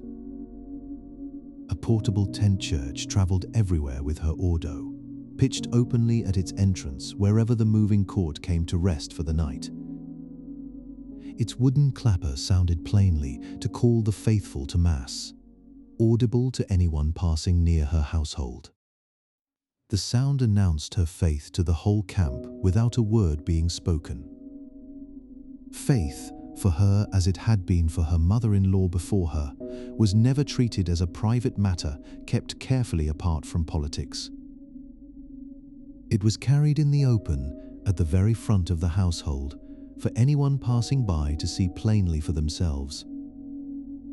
The precedent these women set together did not end with their own individual lives. Sorghaghtani and Turagani, in different ways and through very different means, had each shown that female political agency inside the Chinggisid house was not some rare aberration. It was not confined to one exceptional generation. It was a genuine and repeatable mechanism of power. The family returned to it again and again whenever the succession system left a gap open for someone willing to fill it. Their descendants and the pattern of governance they had each established went on to shape the political geography of Asia for centuries afterward. That influence long outlasted the point when anyone could still name the individual women who had set the pattern in motion. Karakorum's own wooden walls had long since crumbled quietly into the grass by the time it finally ran its course. A century after the empire's political height, a traveler could still walk among silk-swathed pavilions. Without needing to ask twice, he would know exactly which one belonged to whom. In 1251, one woman's quiet, patient alliance building placed 4 of her own sons on 4 separate thrones across the breadth of a continent. Nobody standing close enough to actually see it happen, at the time, would have called it anything more than a family matter settled quietly among relatives. One sky stretches over the entire earth. It does not stop at a mountain range or a river's edge. It does not divide itself between one people and another. In Mongol belief, this single sky is alive, and it has a name, the eternal blue sky. Beneath it stands the Earth Mother, who shares its authority over everything living. Together they are not distant, silent forces content to watch from a great height. They intervene directly in the affairs of men. They choose who rises and who falls. And because there is only one sky above the whole world, there can only be one ruler meant to stand beneath it. That ruler alone answers to it. A king in a walled city far to the west had never heard the name Genghis Khan. Even so, he was not understood as a foreign sovereign defending his own land. He was understood in this framework as a subject who had not yet submitted to an order already standing above him. An invasion seen this way was never really a beginning at all. It was a correction. It was the world being brought back into line with a command the sky had already issued, long before any army rode out to enforce it. A camp sits somewhere in the folds of the Hindu Kush in the year 1219. Word has gone out from it, carried on a golden tiger tablet, summoning a specific man across an unimaginable distance. That man is Q Chuji, an elderly Taoist master known to his followers as Chang Chun, an elder of the Quanzhen school. Genghis Khan wants something very particular from him. He believes, or at least hopes, that this monk holds the secret to living forever. Q is old himself, well past the age most men would risk such a crossing. The journey asked of him is not a short one. It stretches across deserts and mountains and years, one slow step of a much longer road at a time. It is undertaken at the summons of the single most powerful man then alive on earth. When he finally arrives and stands before the Khan, he says the only honest thing there is to say. He has no elixir. He knows no secret that stops death, no method that halts the body's slow decline.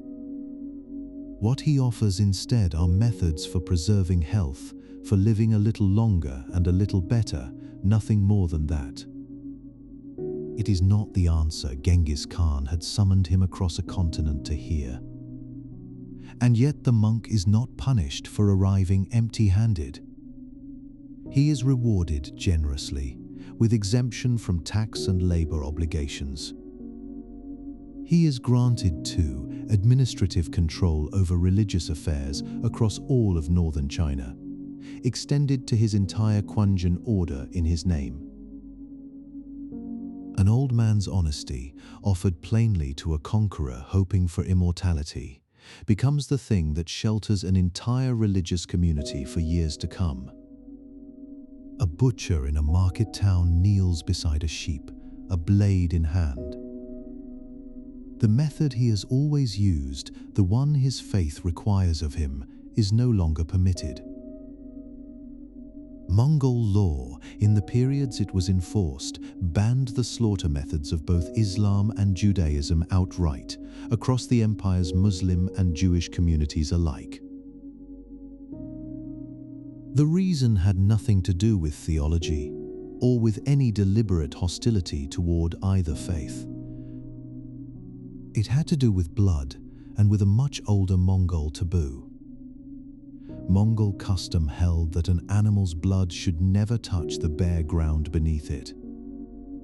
Halal and kosher practice both call for draining that blood freely as part of the killing, letting it flow out of the animal entirely.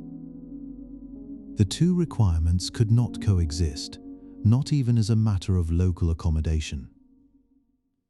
So the empire's law, the yasa, simply overrode the older one. Muslim and Jewish households were made to adopt the Mongol method instead, keeping the blood sealed within the carcass rather than letting it run out onto the ground. This was an empire that let mosques stand beside temples. It let a Nestorian church ring its clapper within earshot of a call to prayer, without either silencing the other. But tolerance here reached a wall it did not cross. Where a subject's faith collided directly with Mongol custom, faith gave way every time, without exception. The empire's famous openness had a hard edge. This was where a listener could actually feel it in the small, daily, ordinary act of preparing a meal at home. A traveller named William of Rubruck walks into Karakorum in the year 1254, and what meets him first is not a sight, but a sound. Voices overlap in Persian, in Chinese, in Turkic dialects, in his own French, and in Mongolian. They tangle together across the stalls of a crowded, ordinary bazaar. The streets beneath his feet are unpaved and thick with mud, churned soft by carts and hooves. Somewhere near him, hammering rings out from the direction of the Chinese Quarter, iron against iron, steady and unhurried, the sound of someone's whole working day. The air carries the sour smell of fermenting arag, mare's milk turning slowly towards something stronger, mixed with wood smoke and the dust of the street itself. Layered over all of it comes the low chant of Buddhist monks, then a mosque's call to prayer, rising to meet it from somewhere across the city. Cutting through both comes the wooden clapper of a Nestorian church, summoning its own small congregation to its own small service. None of this reads to Rubruk as spectacle or as anything staged for a visitor's benefit. It reads as an ordinary morning in an ordinary city. It was a soundscape and a smellscape that belonged to the people living inside it every single day. No one thought to write any of it down as remarkable, because to them it simply wasn't. A phrase gets repeated often enough that it starts to sound as old as the empire itself. Pax Mongolica, the Mongol peace, spoken as though a Persian merchant or a Chinese official might have used those very words at the time. No one living through the 13th or 14th century ever did. The term was coined much later by modern historians working centuries after the fact. They built it by direct analogy to an older Latin phrase, Pax Romana, the Roman peace. It borrowed that older phrase's shape to describe something that had never named itself that way at the time. Applying it, they folded roughly a century of Mongol history, from the 1200s through the 1300s, into one clean, unified label. A single tidy phrase standing in for something that was never actually tidy while it was happening on the ground. But the peace it describes was never a matter of ideology, and it was never universal, and it was never gentle. What it protected, specifically, was trade along the Silk Road, kept open not through goodwill or shared belief, but through the plain, standing threat of overwhelming force. It was, in practice, an economic arrangement wearing the language of a moral one. And the years right after Mongol Khan's death in 1259 were not peaceful at all, by any honest measure. They were consumed by brutal, unceasing warfare between Mongols and other Mongols, cousin turning against cousin. One Khanate fought another in the Toloid Civil War, and then again in the long conflict between Berk and Hulagu. A name borrowed from Rome, meant to suggest calm and order, was placed over a period that was, for long stretches, neither calm nor orderly at all. Some historians now propose setting that phrase aside entirely, replacing it with another, the Chinggisid exchange. The word exchange does something the word peace cannot. It keeps everything true about the era's real, sprawling movement without smuggling in a claim about the era's character. Technology moved across enormous distances. Disease moved too, a strain of Yersinia pestis riding the same roads that carried silk and grain toward the Black Death. Skilled human beings were relocated from one end of the empire to the other, whether they chose it or not. All of that motion was genuine. None of it required peace to happen. It required only a connected system, one continuous network stretching from one sea to another, indifferent to whether the people using it were at war or not. Naming the mechanism instead of the mood lets the truth of that connection stand on its own. It no longer needs to imply a harmony the historical record does not actually support. One figure gets repeated more than almost any other when someone tries to describe how large the empire actually grew. 24 million square kilometers, a single unbroken territory stretching from the Pacific coast to the edge of Europe. It is cited, again and again, as the largest contiguous land empire the world has ever known. It is a real number, drawn from real maps, not an invention conjured out of nowhere. But it describes a specific moment, somewhere around 1279 to 1294. That is decades after the empire had already stopped being one empire in any political sense that mattered on the ground. The figure only works as a single total because it quietly adds together the Yuan dynasty and the separate khanates that had already split away from it. Four independent, often hostile governments are treated as though they still answered to one throne. That underlying political rupture, the Toluid Civil War, had already ended by 1264. That is roughly 2 decades before this famous number is even reached on any map. So the empire's single most cited statistic, the one meant to capture its scale at its absolute peak, describes something else entirely. It describes the exact moment the empire had already, politically, ceased to be one thing at all. A similarly precise-sounding number circulates about Karakorum, and it deserves the same close look. 500 artisan families, the claim goes, relocated to the capital in the specific year 1252. The figure is often traced back to the Yuan Shi, the official dynastic history of the era. Followed closely, though, the number does not actually hold together as a standalone fact. 1252 genuinely was a real significant year for the empire's administration. It marks Mongol Khan's empire-wide census, when officials assessed resources and identified skilled craftsmen across the realm. That same census standardized the Kupchur tax, the poll tax owed by nomadic herders. But a specific, isolated relocation of exactly 500 families appears to have been quietly folded into that same year somewhere in the retelling. One real administrative reform seems to have merged, over time, with a separate, older wave of deportation policy from the earlier Ogadade years. The two appear to have folded together into a single tidy story.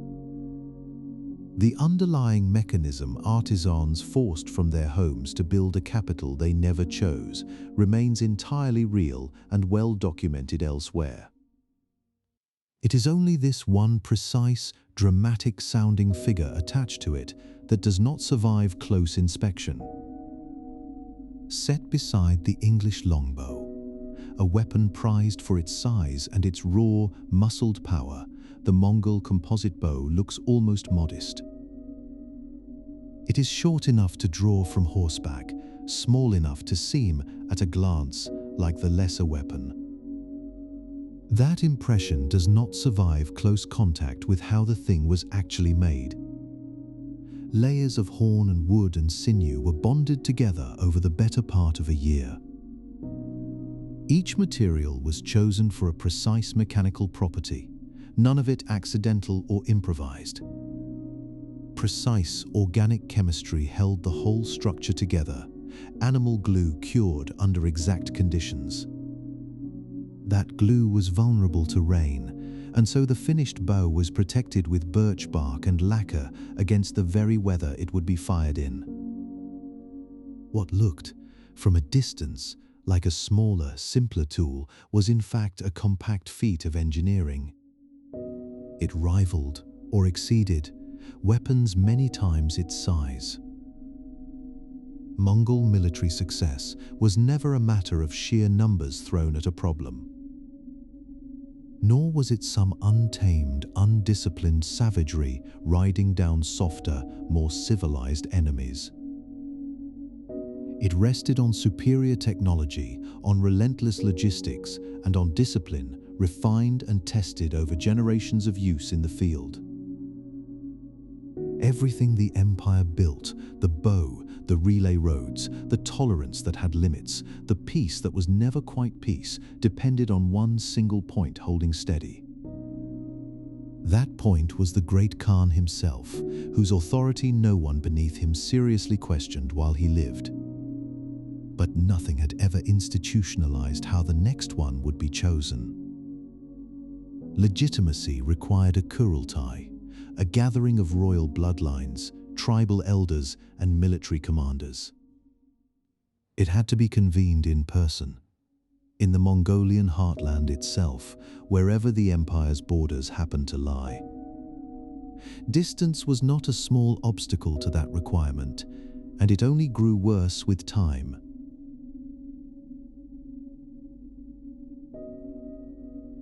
As the empire spread across the width of a continent, simply assembling the right people in the right place, in time, became a genuine structural bottleneck. Transitions of power had already, more than once, dragged into regencies stretching across years, waiting for consensus that was slow to arrive. The empire moved with astonishing speed because loyalty was sworn to one man, not to an office. That same system had no answer at all for what happens when that one man is suddenly gone. One sky, one ruler, no agreed way to choose the next one. And the man everyone answers to is about to die a very long way from home. The river valley in Sichuan is loud with siege work in the summer of 1259. Diaoyu Fortress sits above the water on its cliff, unmoved by weeks of Mongol siege engineering thrown against its walls, month after month, without result. Inside the camp below, away from the noise, Mongol Khan is dying. The accounts do not agree on what is killing him. Dysentery in some records, cholera in others. Only that his body is failing in a place thousands of miles from anywhere that matters to the empire that answers to him. This is the campaign against the Southern Song, the last great conquest Mongol set out to lead in person. It was never meant to end here, in a river valley, before the fortress even fell. No great Khan has ever died on active campaign before. Every ruler before him had governed from somewhere near the center of things. That closeness meant a death could be managed and absorbed before it spread too far. He dies on August 11th. For a moment, nothing in the vast machinery built around his name changes at all. The news has not yet had time to travel outward to the people who depend on it. Some of them are thousands of miles away, still taking orders from a man who is already gone. Then the news does travel, and everywhere it arrives as an absence. The same roads that carried Mongol's authority outward for years now carry the opposite, spreading at the speed of a good horse. There is no heir already named. No successor is waiting somewhere with the matter already settled. The empire's authority has always lived inside one man's person, not in an office that simply refills itself the moment it is vacated. The empire's scale had always been its strength, all that distance a single order could travel. That same scale now slows every attempt to answer the one question that matters. Word must reach commanders on distant fronts, and each of them must decide alone what Mong's death actually means. Mongke had left his youngest brother, Arik Boke, behind as regent in Karakorum. Arik Boke does exactly what the old system requires of a legitimate claimant. he calls a Kurultai, the assembly of royal bloodlines, tribal elders, and military commanders that alone can make a great Khan real. In June of 1260, it gathers in the capital, on the steppe, among lords who have never fully trusted the empire's drift towards settled cities. They proclaim him Great Khan there, in the traditional place, by the traditional method.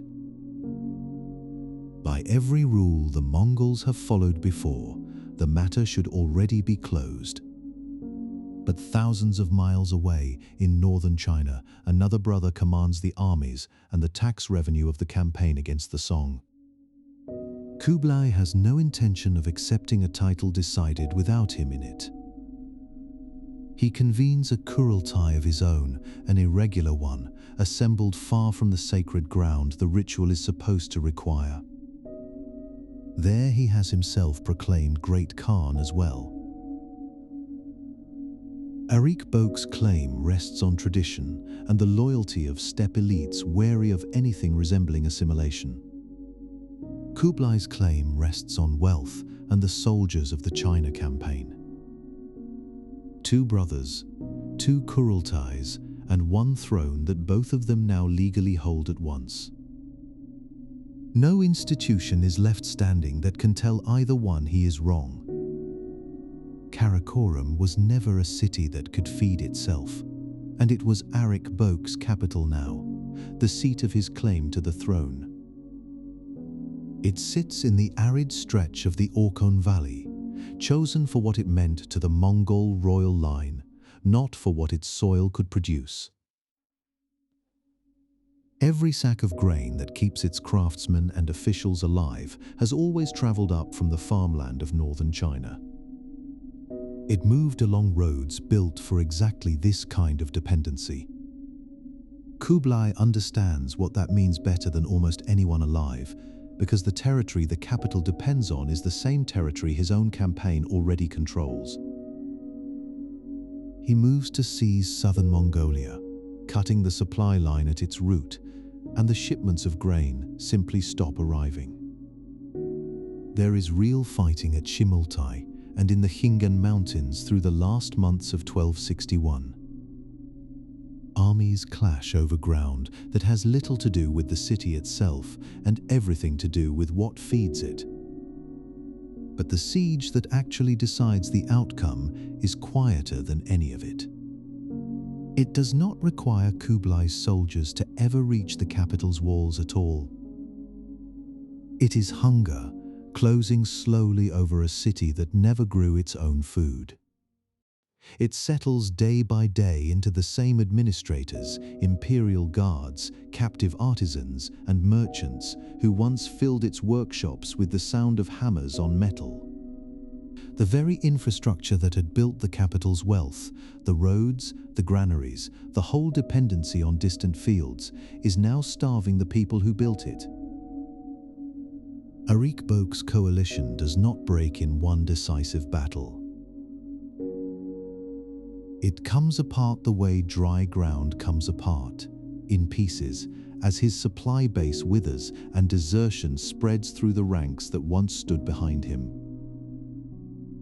4 years pass after the two rival Kurultais first split the throne between them. By August of 1264, there is nothing left to hold his claim together. He travels to Xanadu to surrender to his own brother. For the men who had stayed loyal to him until the end, the war does not close on any kind of glory. It closes on slow starvation, quiet defection, and a leader walking into his rival's camp with nothing left to offer. 2 years later, in 1266, Arik Bok dies in captivity. The official record calls it illness. The rumors that follow him are persistent and never fully silenced. They say Kublai had a hand in it, that a dangerous rival was quietly removed instead. No one settles the question then, and no one has settled it since. The empire's 4-year fracture closes quietly, on an ending every bit as unresolved as the crisis that opened it. Kublai's victory gives him China. In 1271, he uses it to found the Yuan dynasty, ruling from a new capital built to reflect that new authority. But the throne he wins is not the throne his grandfather once held. The Golden Horde rules Russia, the Ilkhanate rules Persia, and the Chagatai Khanate rules Central Asia. All three have spent 4 years of civil war governing themselves. They answer to no one but their own princes now.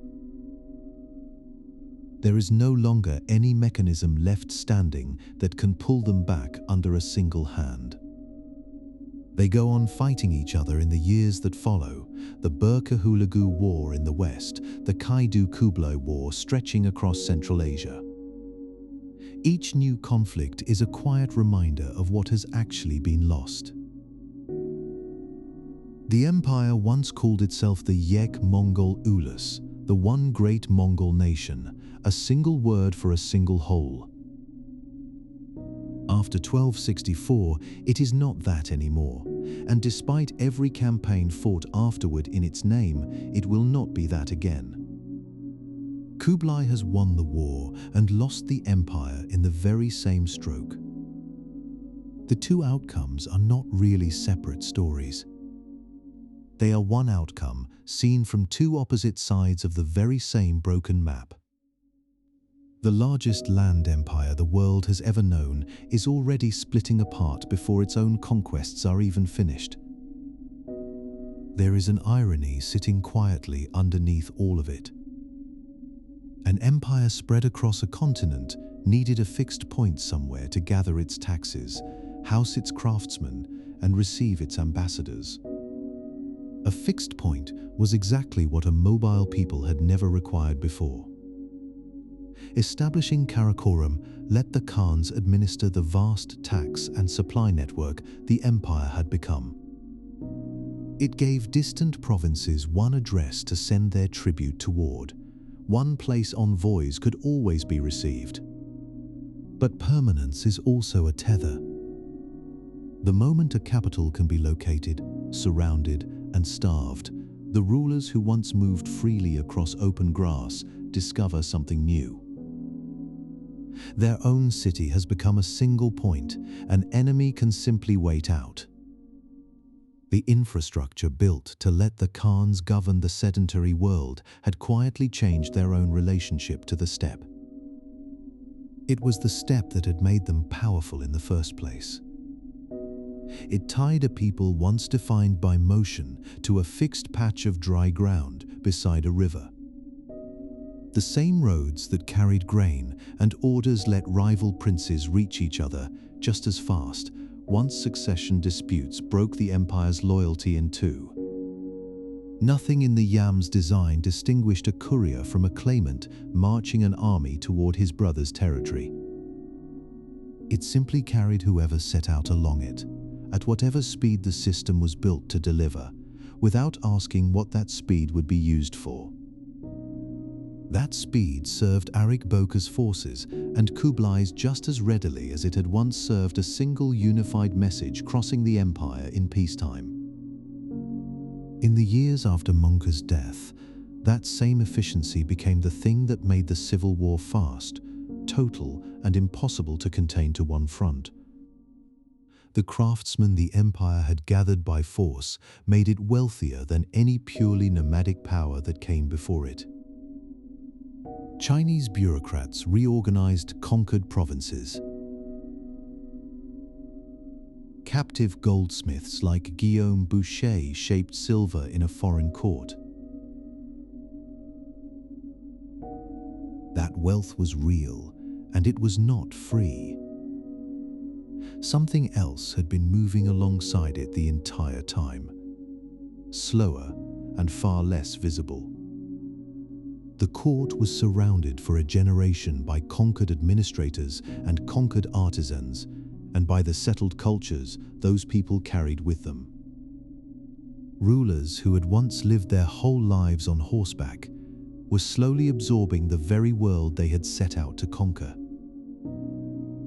The empire that split in two in 1264 was not only divided by a crisis of succession, it was already, quietly, becoming something less and less like the people who had built it.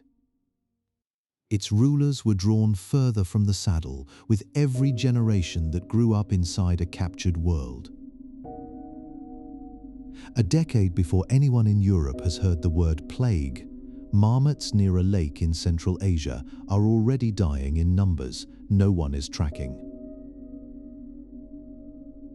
The lake is called Issyk Kul, a body of water high in the mountains of Central Asia. Small Nestorian Christian communities live along its shores, and they bury their dead beneath carved stone markers. In the years 1338 and 1339, those markers begin to multiply faster than they should. The gravestones themselves record it plainly, the way a family records any death, with a name and a date and nothing more. Centuries later, scientists study genetic material drawn from those same burial grounds. It traces a strain of the pathogen responsible for the Black Death, Yersinia pestis, back to marmot populations living in this exact region. The animals are a natural reservoir for the disease, carrying it quietly between themselves for generations before it ever reaches a human settlement. Roads and relay stations, built to move messages and grain across the empire, pass close to the burrows where those marmots live. The same speed that let a tablet or a letter cross the continent lets something far smaller travel too, unseen along the identical routes. Herders graze animals near the burrows. Traders pass within sight of them on their way to market towns further west. Somewhere in that ordinary proximity, the disease crosses from animal to person. It happens roughly 10 years and thousands of miles before the story most people already think they know. That story begins, in the popular telling, at a walled trading port on the Black Sea. The port is called Kaffa, and in the year 1346, a Mongol army lays siege to its walls.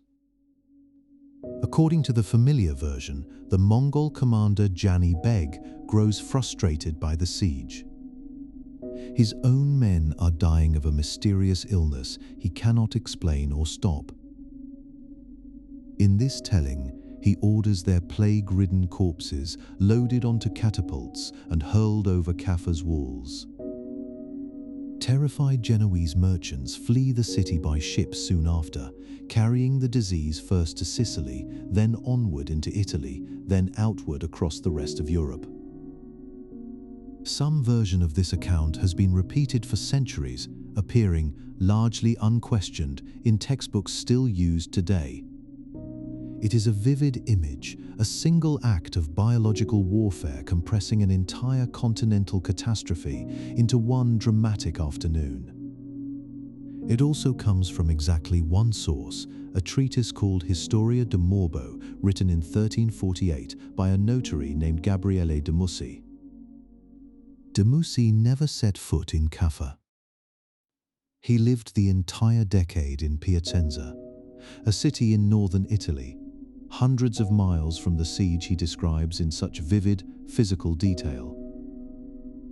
His account draws less from military reporting than from biblical imagery, plague falling like divine punishment from above. Corpses become instruments of God's wrath, rather than a documented weapon of siege warfare. A single writer worked from rumor and scripture in a city he never left. And yet his account gave the modern world its explanation for how the deadliest pandemic in recorded history crossed from Asia into Europe. The catapult story fails for a second reason, one that has nothing to do with who wrote it down. It fails on the ground in the biology of the disease itself. The plague does not spread directly from a dead body to a living person standing nearby, It travels through a flea, specifically the rat flea, a tiny insect known by its scientific name, Xenopsilla chiopes. The flea feeds on warm blood and carries the bacteria in its gut, passing it forward with every bite. That flea needs a living host to survive. Within hours of its host's death, as the body cools, the flea abandons it and searches for another, warmer one. A corpse launched over a city wall, however dramatic the image, would arrive already stripped of the very insects that could have spread the disease inside. Medieval physicians believed something different. They thought the danger lay in the stench itself, in a poisonous vapor rising from rotting flesh and drifting on the wind, a theory called miasma. Modern medicine understands the mechanism differently and more precisely, and it rules out the catapulted corpse as effective plague warfare on purely biological grounds. Two separate lines of evidence, one about the writer and one about the insect. Both point to the same conclusion.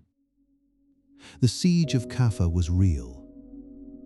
The catapults, as a means of starting a continental plague, were not. Something else entirely explains how the disease reached Europe, and it begins not with an act of war but with the sudden absence of trade. In 1346, the merchant republics of Venice and Genoa did something unusual for two cities that spent most centuries as bitter rivals. They united.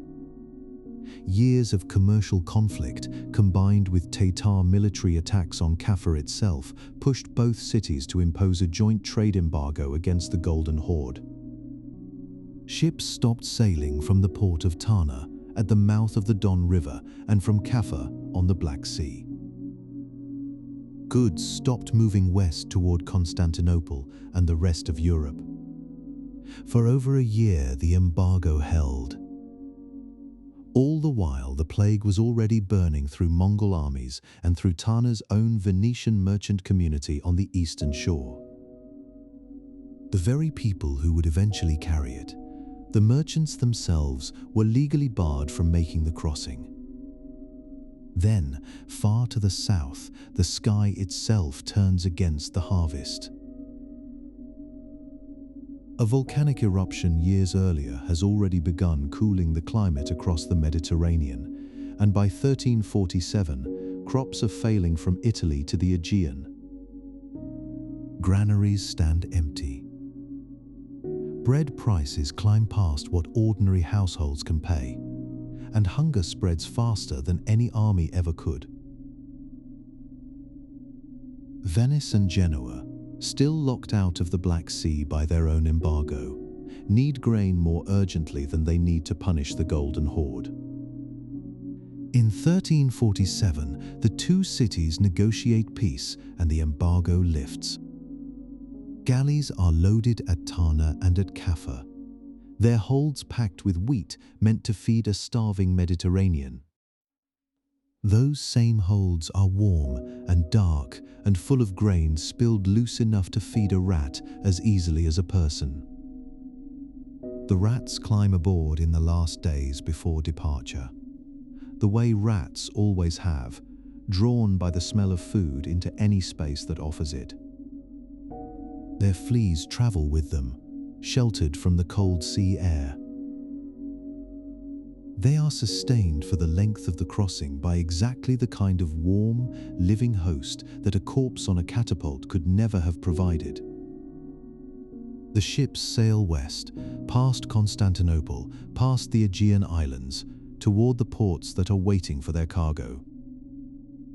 They carry exactly what the harvest promised, and a grain ship, riding low in the water, sails for Messina, carrying something else no one loaded on purpose. Something built to connect the world does not get to choose only what travels along it. That is the shape this whole story has been tracing, quietly, since the first rider left the first station with a stranger's message in his satchel. A road does not know the difference between a decree and a disease. A relay station does not ask what it is passing forward, only that it arrives. The same channels that carried tablets of authority and silk and grain and news of a Khan's death across half the world carried everything else moving alongside them, unnoticed, unintended, unstoppable.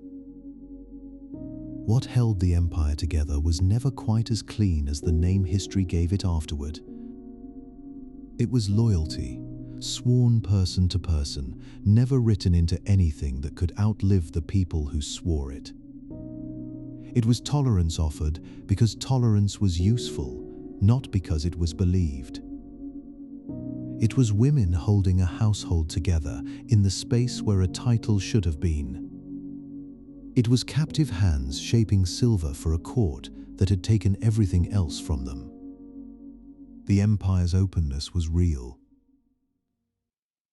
It was also never as intentional as it looks from here, gathered up afterward into a single tidy word. Perhaps that is simply what connection is. Not a bridge built once and left standing, but a channel that stays open only as long as someone keeps riding it. It carries forward whatever it is given, without judgment, without memory, without asking permission first. The steppe is quiet again now. The relay stations are gone, or forgotten, or buried under newer roads that no longer remember what they replaced. Somewhere, a grain ship is still crossing dark water toward a shore that does not yet know what is coming. Let it go. Let the roads close behind it, the way roads eventually always do. Let your own evening close the same way. Gently, without needing to be finished, without needing to be understood all at once. Rest now. There is nowhere else this story needs you to be.